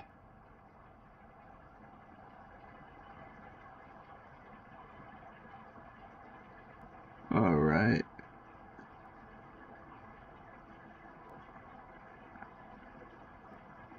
All right, I think this looks good. I do want the engine to be as powerful as we can because the Huracan does have all-wheel drive and the engine's in the rear, so even if it's rear-wheel drive, there's going to be some decent amount of weight on the rear wheels to keep it grippy. So, yeah, we're going to go for power here. So naturally aspirated, it's making 1,200 horsepower, which isn't bad whatsoever. Now you can... Look how close we are to 2,000 or 1,200. We're like 0.2 horsepower away. Let's increase the throttle. Okay. No. We don't need that. Well, we're actually making 1,200 horsepower right now, so that is good and dandy. Holy God!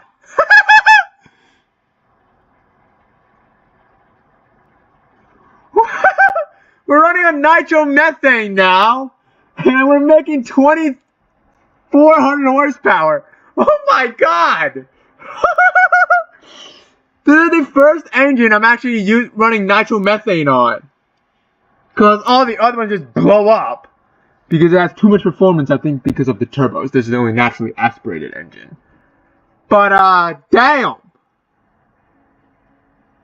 Goodness Lord. They're just open tubes, I guess. Look how big the exhaust tube is compared to the little manifold tubing. Like, damn. That is quite high. From valve float. Man, I don't care about the damn reliability, bruh.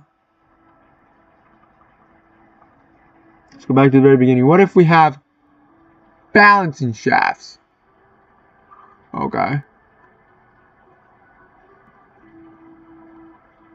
Oh. So it doesn't... Oh, it just changes its idle. Okay, we need a low idle. It just changes its idle. Oh. Okay, nope, we need to balance it. Jesus Christ, we almost crashed the engine. It just increases the idle RPM. Nothing much.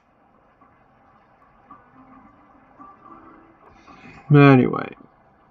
Okay, let's test out my engine real quick.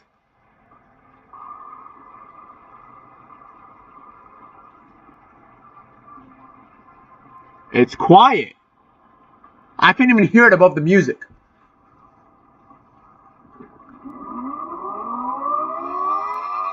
Oh my God, that...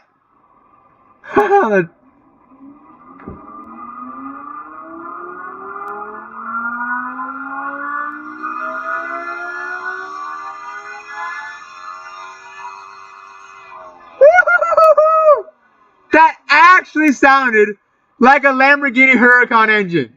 I am not gonna lie. That legit sounded like a Lamborghini Huracan engine. So, I'm quite happy with it. It's actually making more torque than my GTR with the 1900. Actually, yeah, I expected that. My GTR made less horsepower. What was I thinking? I thought the GTR made almost 3,000. Made almost 2,000. This one's making 2,500. So it's making a lot more power. This is one of the more reliable engines. Smoothness, pretty good. We are on the summary right now. Smoothness, pretty good. It's pretty responsive. Of course, the noise is up there. It sounds beautiful. Sounds absolutely splendid over here. Performance index, okay, pretty high. Also got a pretty good cooling radiator. There's no emissions, apparently. We don't have any emissions. Apparently, guys, this is electric. With a V10 sound. Why is there no emissions? It's running 137 octane. Low fuel economy, but what do you expect from a 2,500 horsepower V10? Service costs, pretty low. That's decently low. 6.9. I think it's out of 10, so I think we're okay here. That's a D+. So I think that's good. I think one of the other cars had a 5.2, which is an F. 407 pounds. Considerably light. It displaces quite... It doesn't displace a lot. I mean, the other ones are like 160 some liters. So this one's only 120. But considering that, it's still producing almost 2,500 horsepower. So that is still quite insane. It costs $8,400 to make this engine. So you don't even break the $10,000 mark. Which all my other engines did. All the other engines broke the $10,000 mark. So this is quite a good bang for your buck. Man hours. Only, I think, 12 days. Is that 12 days? And around 50 days. Right? 24 times 50, yeah. That's around $1,200. That's around $1,200. If I'm doing my math right. Which I think I am. So maybe 45 days, something like that. But yeah, guys, thank you guys so much for watching this video. If you guys enjoyed these kinds of videos, please leave a like down below. Comment below what engine we should do next. And honestly, overall, I'm quite surprised by the performance of this engine. Like, it's got really good parameters. It sounds just absolutely amazing. Just like a Lamborghini Huracan. But it produces 2,500 horsepower on nitromethane. What if we change it to just regular unleaded? It still makes 1,000 horsepower on unleaded fuel. I think Lamborghini Huracans come out of the factory with like 500 horsepower. Correct me if I'm wrong, but I think it comes with like 500 horsepower from the factory. So just on unleaded fuel, we're doubling the horsepower. But, okay, on nitromethane, we're making freaking 2,500 horsepower. So there's that. I think there's going to be a bunch of background noise. I have to yell during most of the video so the background noise can be filtered out. So if you hear me yelling, that's why. But yeah, thank you guys so much for watching this video. If you guys enjoy these kinds of videos, leave a like down below. Tell me, should I do more automation videos? Should I just go absolutely crazy and try and redesign the Turbulon engine? I know we redid that, but it had quad turbos. And the Turbulon did not have quad turbos. It was NA. And to be honest with you, I actually like the sound of NA engines quite a lot. Unfortunately, automation does not have superchargers, so we cannot hear that juicy whine of the supercharger. Because I was planning on doing the Dodge Demon 170 engine, but unfortunately that one is supercharged. And automation does not support supercharged engines. So we might have to substitute the supercharger for turbos. Hopefully they make up for it. I don't know. But anyways, enough chit chat. I'll see you guys in the next one. Hey everybody, welcome back to Automation, and today we're redesigning the Devel 16's engine. Well, not redesign. I think 5,000 horsepower is plenty enough for that car, but it hasn't come out yet. And I want to see if I can redesign the engine so it will make more power. I want to see if it can make maybe 10,000 horsepower, 11,000, I don't know. But I want to see if it can break 5,000 horsepower. They say they had 81mm turbos. Nah, we're going for 120mm turbos. They're going to take a wildest spool, but when they do, the power is going to go through the damn roof. All the way to fucking Jupiter. But we got to build this engine. Magnesium, it's got to handle all the power. Right now it's an 8-liter V16. Gonna go up a little bit. They say it's a 12.7 liter. So I'm gonna see if I can replicate that. There. I'd say those bore and stroke measurements look roughly realistic. I mean, I feel like realistic means not one is super high and the other one is lowered. They're all around the same level. But like that is already a very big engine. Holy shit. But the Devel 16 has a really bigger end, so my bit. Wow, my shit. It's a Devel made in Dubai, so we gotta have all the quality up to max.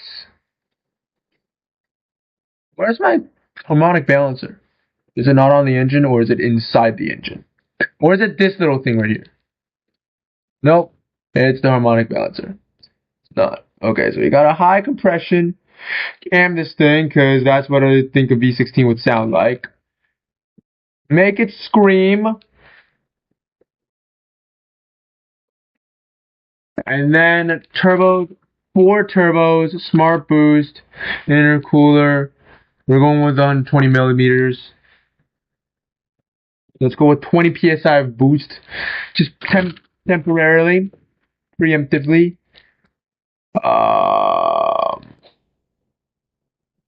Nope.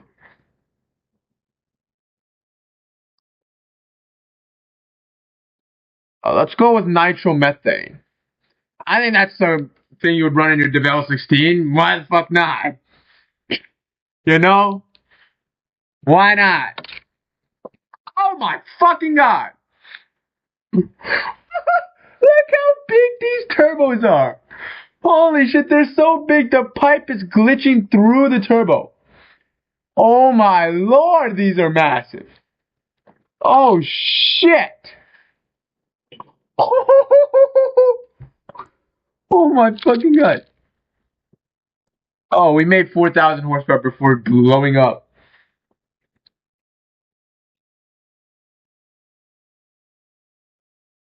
On-rod has failed. Okay, let's lower the boost in.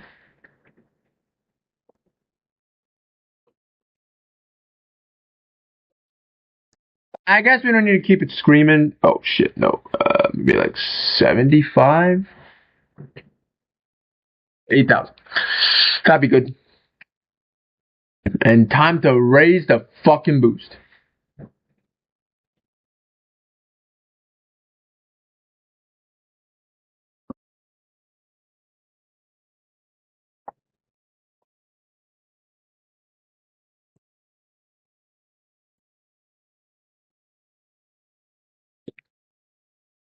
Eight thousand horsepower so far. Let's see if we can crank this up a little bit.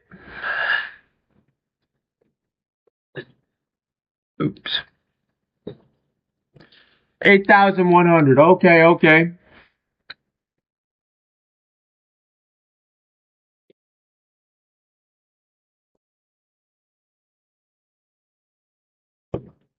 All right. Oh. Wait, what? Why, bro? Lower the compression. Oh, nope. That is a bad idea. That is a very bad idea. I don't care about the fucking reliability, bitch.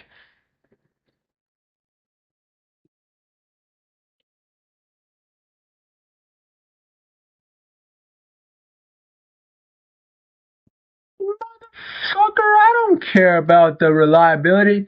What part of this engine do you think is going to be reliable? We're running 120 millimeter turbos, 4 of them.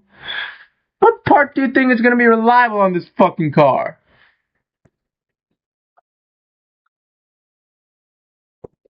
Although we do need to make it slightly more reliable.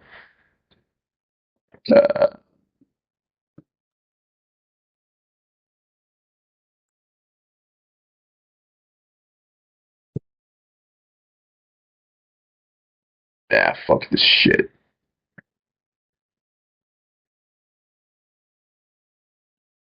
Oh, it blew up. Fucking 9,200 horsepower. Why the ever living fuck not? Oh my god. Oh. We are stressing these pistons the fuck out. And I put heavy duty pistons in this thing. Like, I put some heavy ass duty pistons. Let's see how this thing sounds.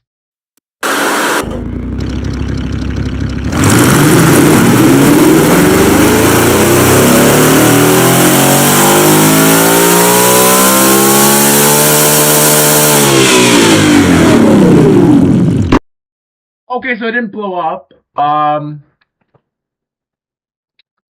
don't know what the fuck I'm supposed to do. Let's try not running.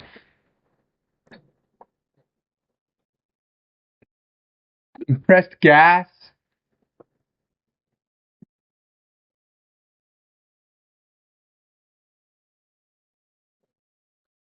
I mean, this is probably what you've been putting in your car, so we made 3,000 horsepower. That's not good. They made 5,000. That ain't good. What can we do? Can we increase boost? Oh, come on, bro. Severely retarded. Less compression. Okay. Yeah, the compression is a bit high.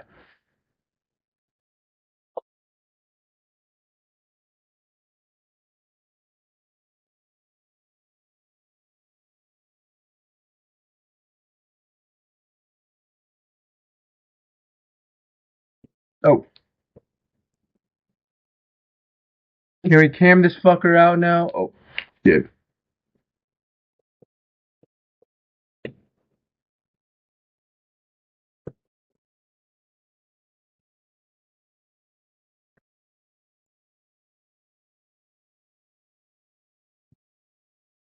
Ah, yes.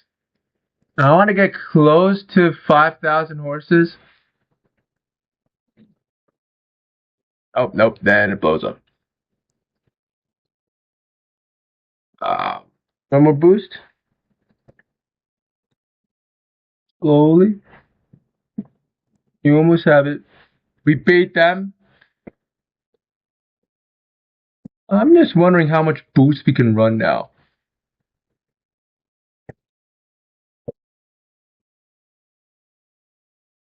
Never mind. We are literally blowing up.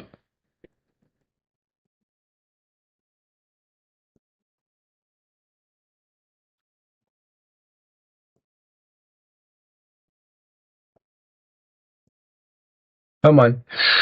Make a tad bit more power than that, bud. We can break 5,400. Yeah. Honestly. Oh, shit. Not as much power as I was hoping for, which means that from factory, the Devel 16 has a pretty tuned up engine. I did the displacement right? Yeah, it's 12.7 liter. Although, if I increase it, it blows right the fuck up. Anyway.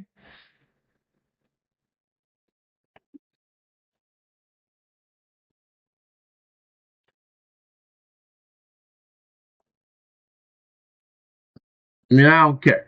We make it 5,400, but that's just like 400 more than what they expected, so I'd say Devel 16 did a pretty good job if they wanted an extra 400 horsepower. Go with what I have over here. But I don't know how many valves they have. I don't know what the type of pistons they have, the crank or the con rods, the connecting rods. I don't know what type of fuel they're running. So they might be running nitromethane and I just have a 7,000 horsepower V8. I don't know. I don't know what fuel they're running. I don't know any of their parameters. All I know is they have a 12.7 liter quad turbo V16 that makes 5,000 horsepower and 3,000 foot-pounds of torque. Which, yeah, roughly. I have it in Newton meters, which is like 1.5 times foot-pounds. I don't know. But yeah, I think this will be pretty good. Let's hear it in action though.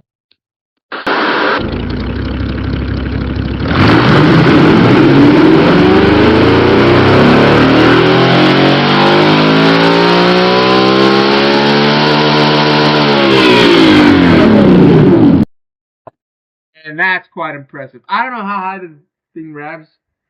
Maybe 7K? I want to say 7K. I don't think it revs super high. I don't think it definitely does not rev up to 9,000. So we can definitely increase that boost right the fuck up. Oh.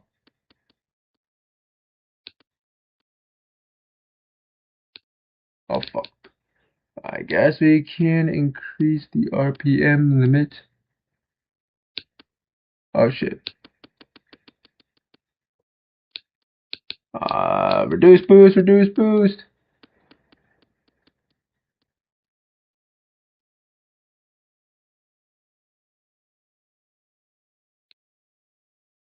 Oh. And I can increase my boost back up to 5,400.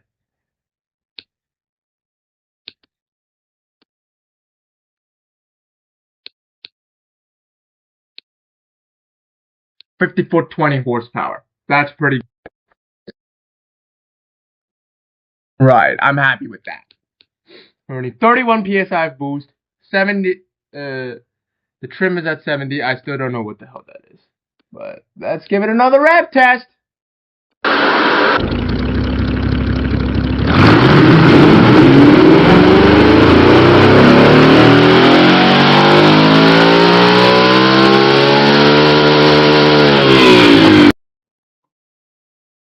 Woo! Anyways, guys, thank you guys so much for watching this video. Obviously, we didn't increase too much in power, but if the Devel 16 engineers want a little bit extra horsepower, they can shove this engine right in the car. I don't know how high they rev, so they might rev up to like 12,000 RPMs, and I'm just only revving to 8,600. I don't know, so it's bounces, it makes more power, but revs less. I don't know. So if you guys want to see any more automation videos like this, please leave a like down below.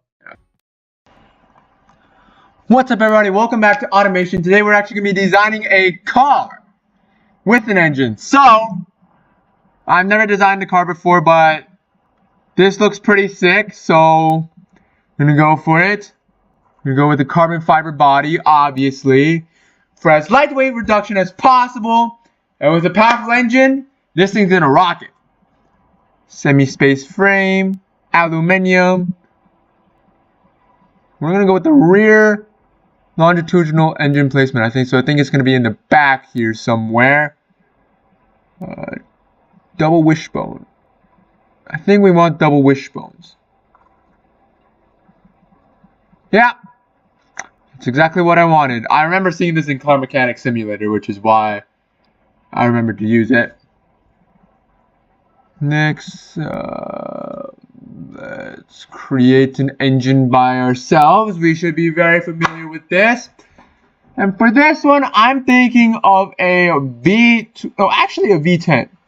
Hold up, a V10 magnesium block, a 5.2 liter. What is wrong?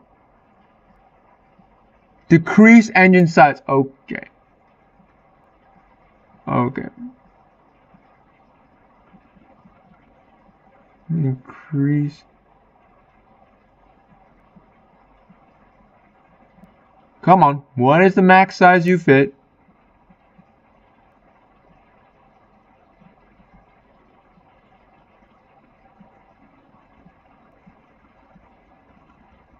Maybe a 4 liter? Let me drop you down a bit. Okay.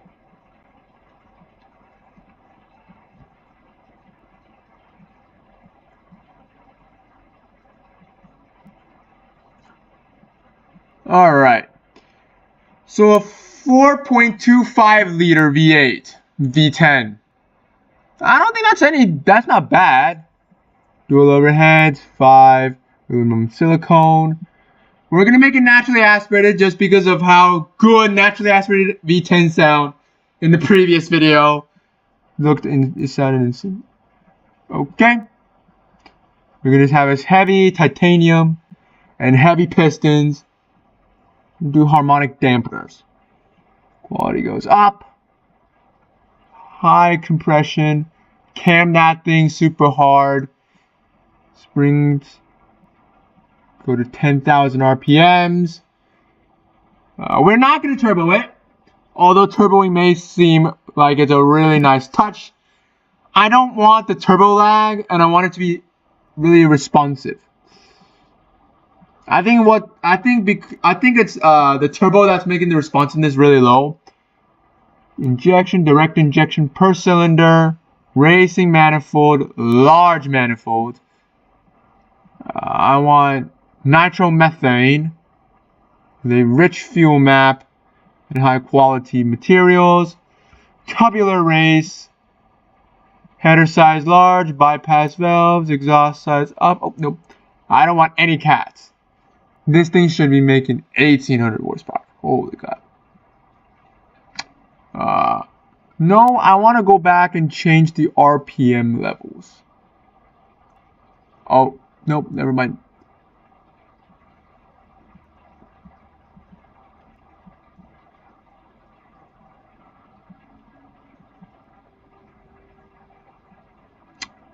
Well, 10,400 RPMs. That's not bad. We're making around. Can we get that to 2,000? Yeah, okay, we can. We got it to 2,000. Oh, no, we still can't. Wait, actually, hold up. I'm gonna increase it there. Hold up. We got a harmonic mess. Balance shaft. No, the balance shafts don't work.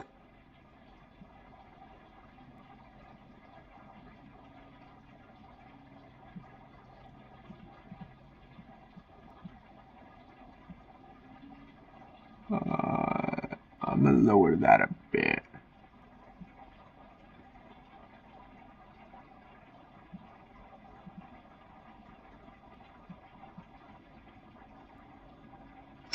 Alright, that's 10,700. What about the harmonic dampener? Oh, this one produces a little more, so I'm gonna go with that one. But we're making 12. Okay, let's have an extremely high compression. We're making 2,100 horsepower and 1,100 pound-feet of torque. So that's pretty good. I think this is a good engine to put in our car. Let's do a poll.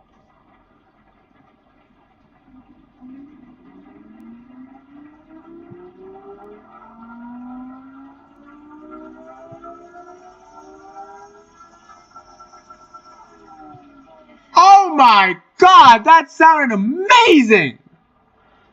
Oh my word!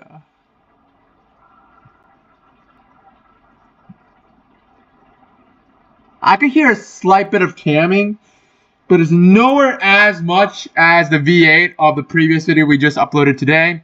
So go watch that video to hear how the V8 sounded.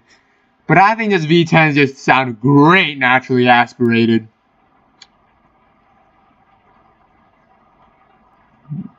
Yeah, you would work. Windows black. Yes.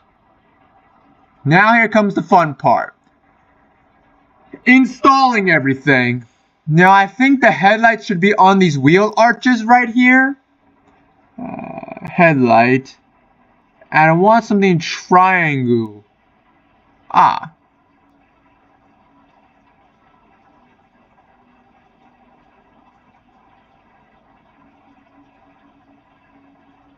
Maybe to match it a little bit.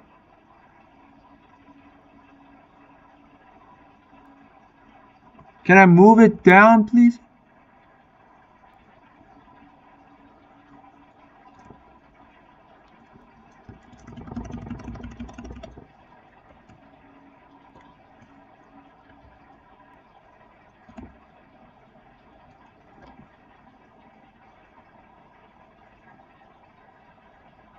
Yes, rotation this way. I mean, they don't look half bad, to be honest. Maybe the turn signal should be up here. Indicators. I need like triangle indicate.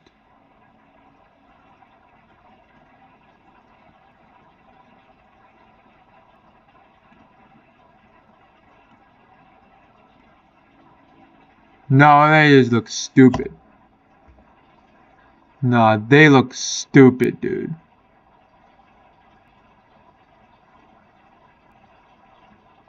How about this way? Ooh. No, you are not curving around. Look like Lightning McQueen over here. Damn it! Oh, these turn signals are way too long. Okay.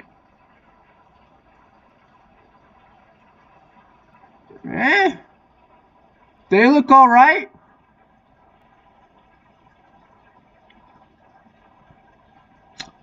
Now we need the grill.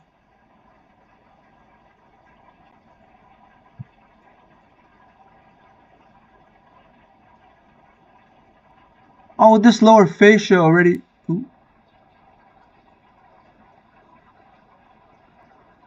No. I want to centralize you. So we don't even need these, bruh. Yo, that looks pretty dang sick. Yo, that looks pretty stinking sick. I ain't gonna lie, that looks pretty stinking sick. I like that.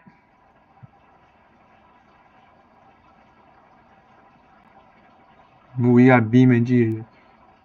Yeah, we're not gonna add that right now. Wheels. We want the sports wheels. Maybe these wheels. Oh yes, that looks much, much better. Vents. We definitely need some side vents.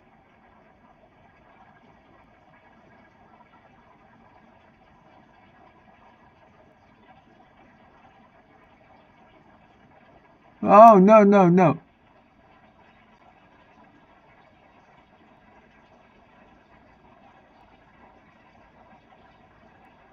Move it to the side here.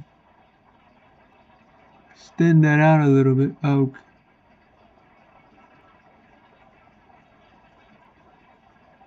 Increase the height of that vent. Yeah, well. Don't look half bad. Now, is there like a... Oh, yeah, we gotta get that vent here.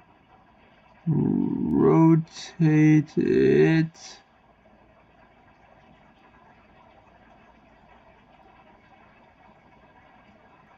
Make a large vent out of it. And that doesn't look bad at all. Oh, we definitely need a lip. That's the lip, right?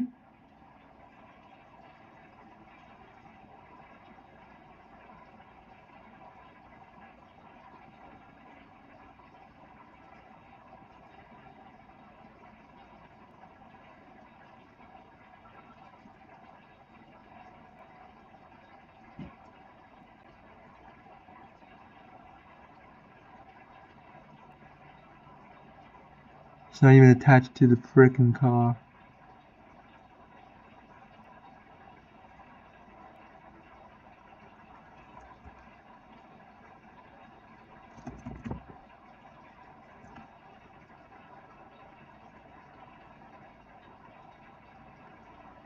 There we go. I think that looks like a pretty dang good spoiler.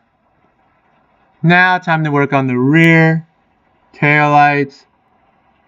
I want like a sporty looking taillight.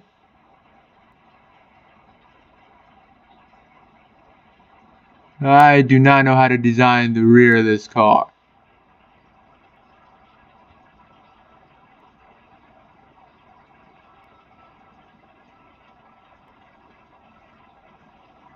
Yeah, well.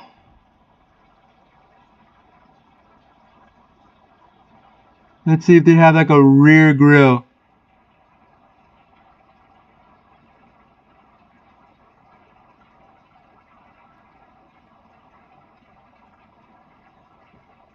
Oh no, not these.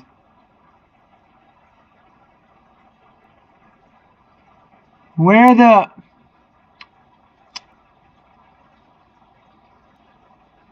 I guess they're gonna have to go with one of these.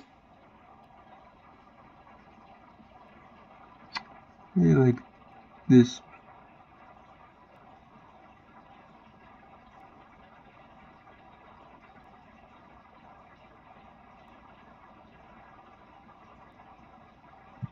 I mean, this does look kind of stupid, but it will do the job here.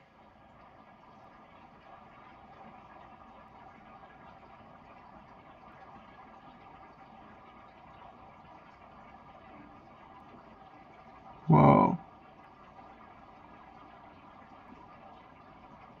Rotate it upside down. Increase their size a little bit. Put it down here and...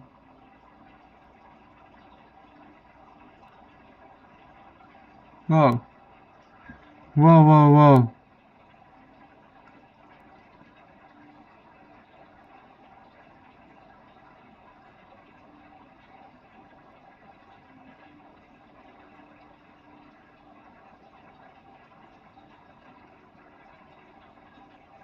Rotate it upside down. Come on. There you go. Okay, that was not even a line. There. The rear looks really stupid. But, anyway, we're not going to talk about that right now. We're going to need a good looking wing. The height of it. Oh, no.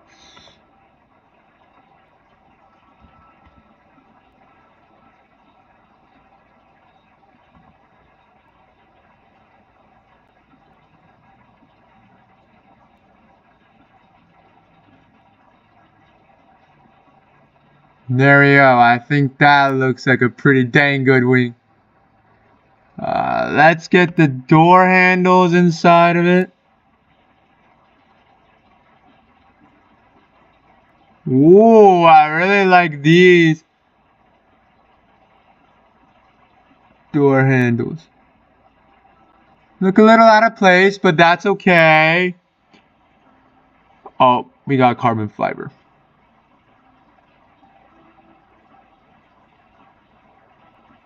What the hell?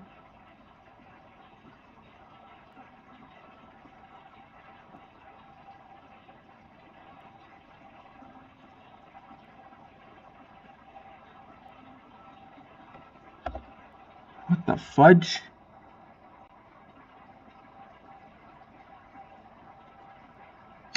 I want these carbon...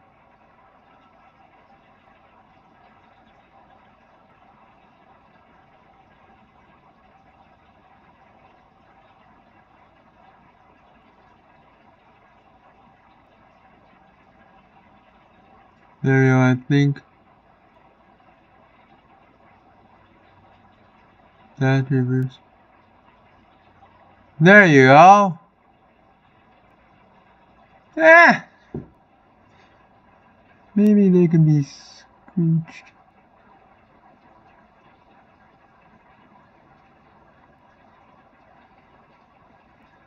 No. No, I won't let me scooch it anywhere anymore. But hey, that doesn't look too bad. For our first car, it looks like it's kind of weeping, but oh yeah, we need to do some exhaust. Dual tip. The V10, so slightly larger tip.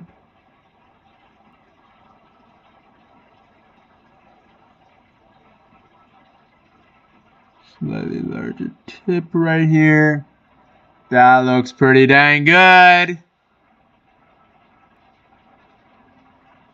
Next, we want, obviously we want a manual gearbox. Speed limiter, none. Top gear. Higher gear.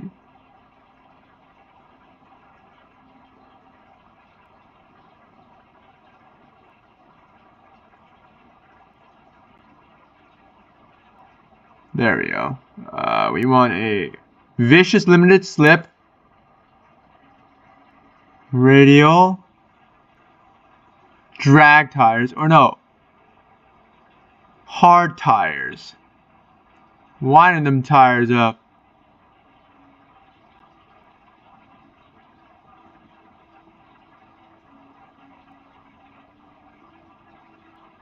Front looks alright. The rear is a little bit set in. For material, I want carbon fiber. Next panel. I want carbon ceramic brakes with 6 pistons in it. I want the massive. I don't even see any. Carbon ceramic 6. Large ass brakes. Racing brakes. Race diffuser, active wing cooling flaps. I'm gonna go with slightly, a lot of airflow, a lot of brake airflow. I think I just saw someone pop out of there. Vertical, no, none. Race, luxury. Oh no. Gotta be riding in style. Electric ESC, quality, advanced 20s. A lot of qualities. We need lightweight. Oh no. There's a lot more in the rear. Active comfort. I have no idea what the hell this is. I kind of do want it to oversteer a tiny bit so you can actually break the rear end loose a tiny bit. But we want race. Everything race. Drop that low. Quality goes up.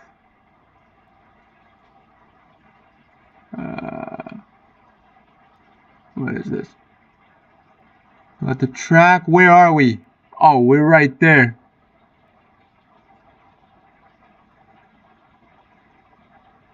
Automation. Play. Let's see how our car fares.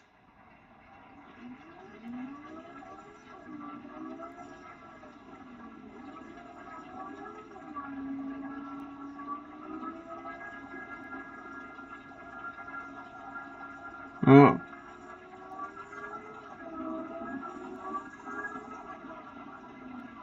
Our gearing is definitely not the best.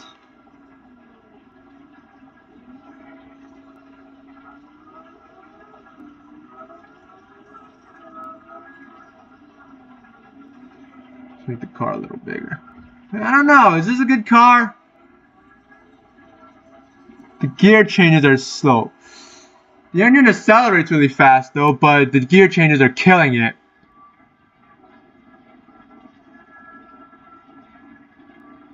Accelerate, come on, accelerate! It can stop on a dime though, I'll tell you that much.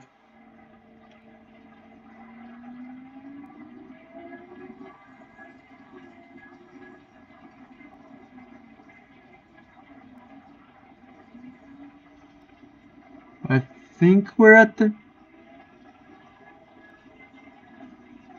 Oh yeah, we are definitely... Well guys, that is my car right now. Ooh. Oversteer is good for sports cars. You wanted to do that. And come on, I can't even see my car. Oh, no.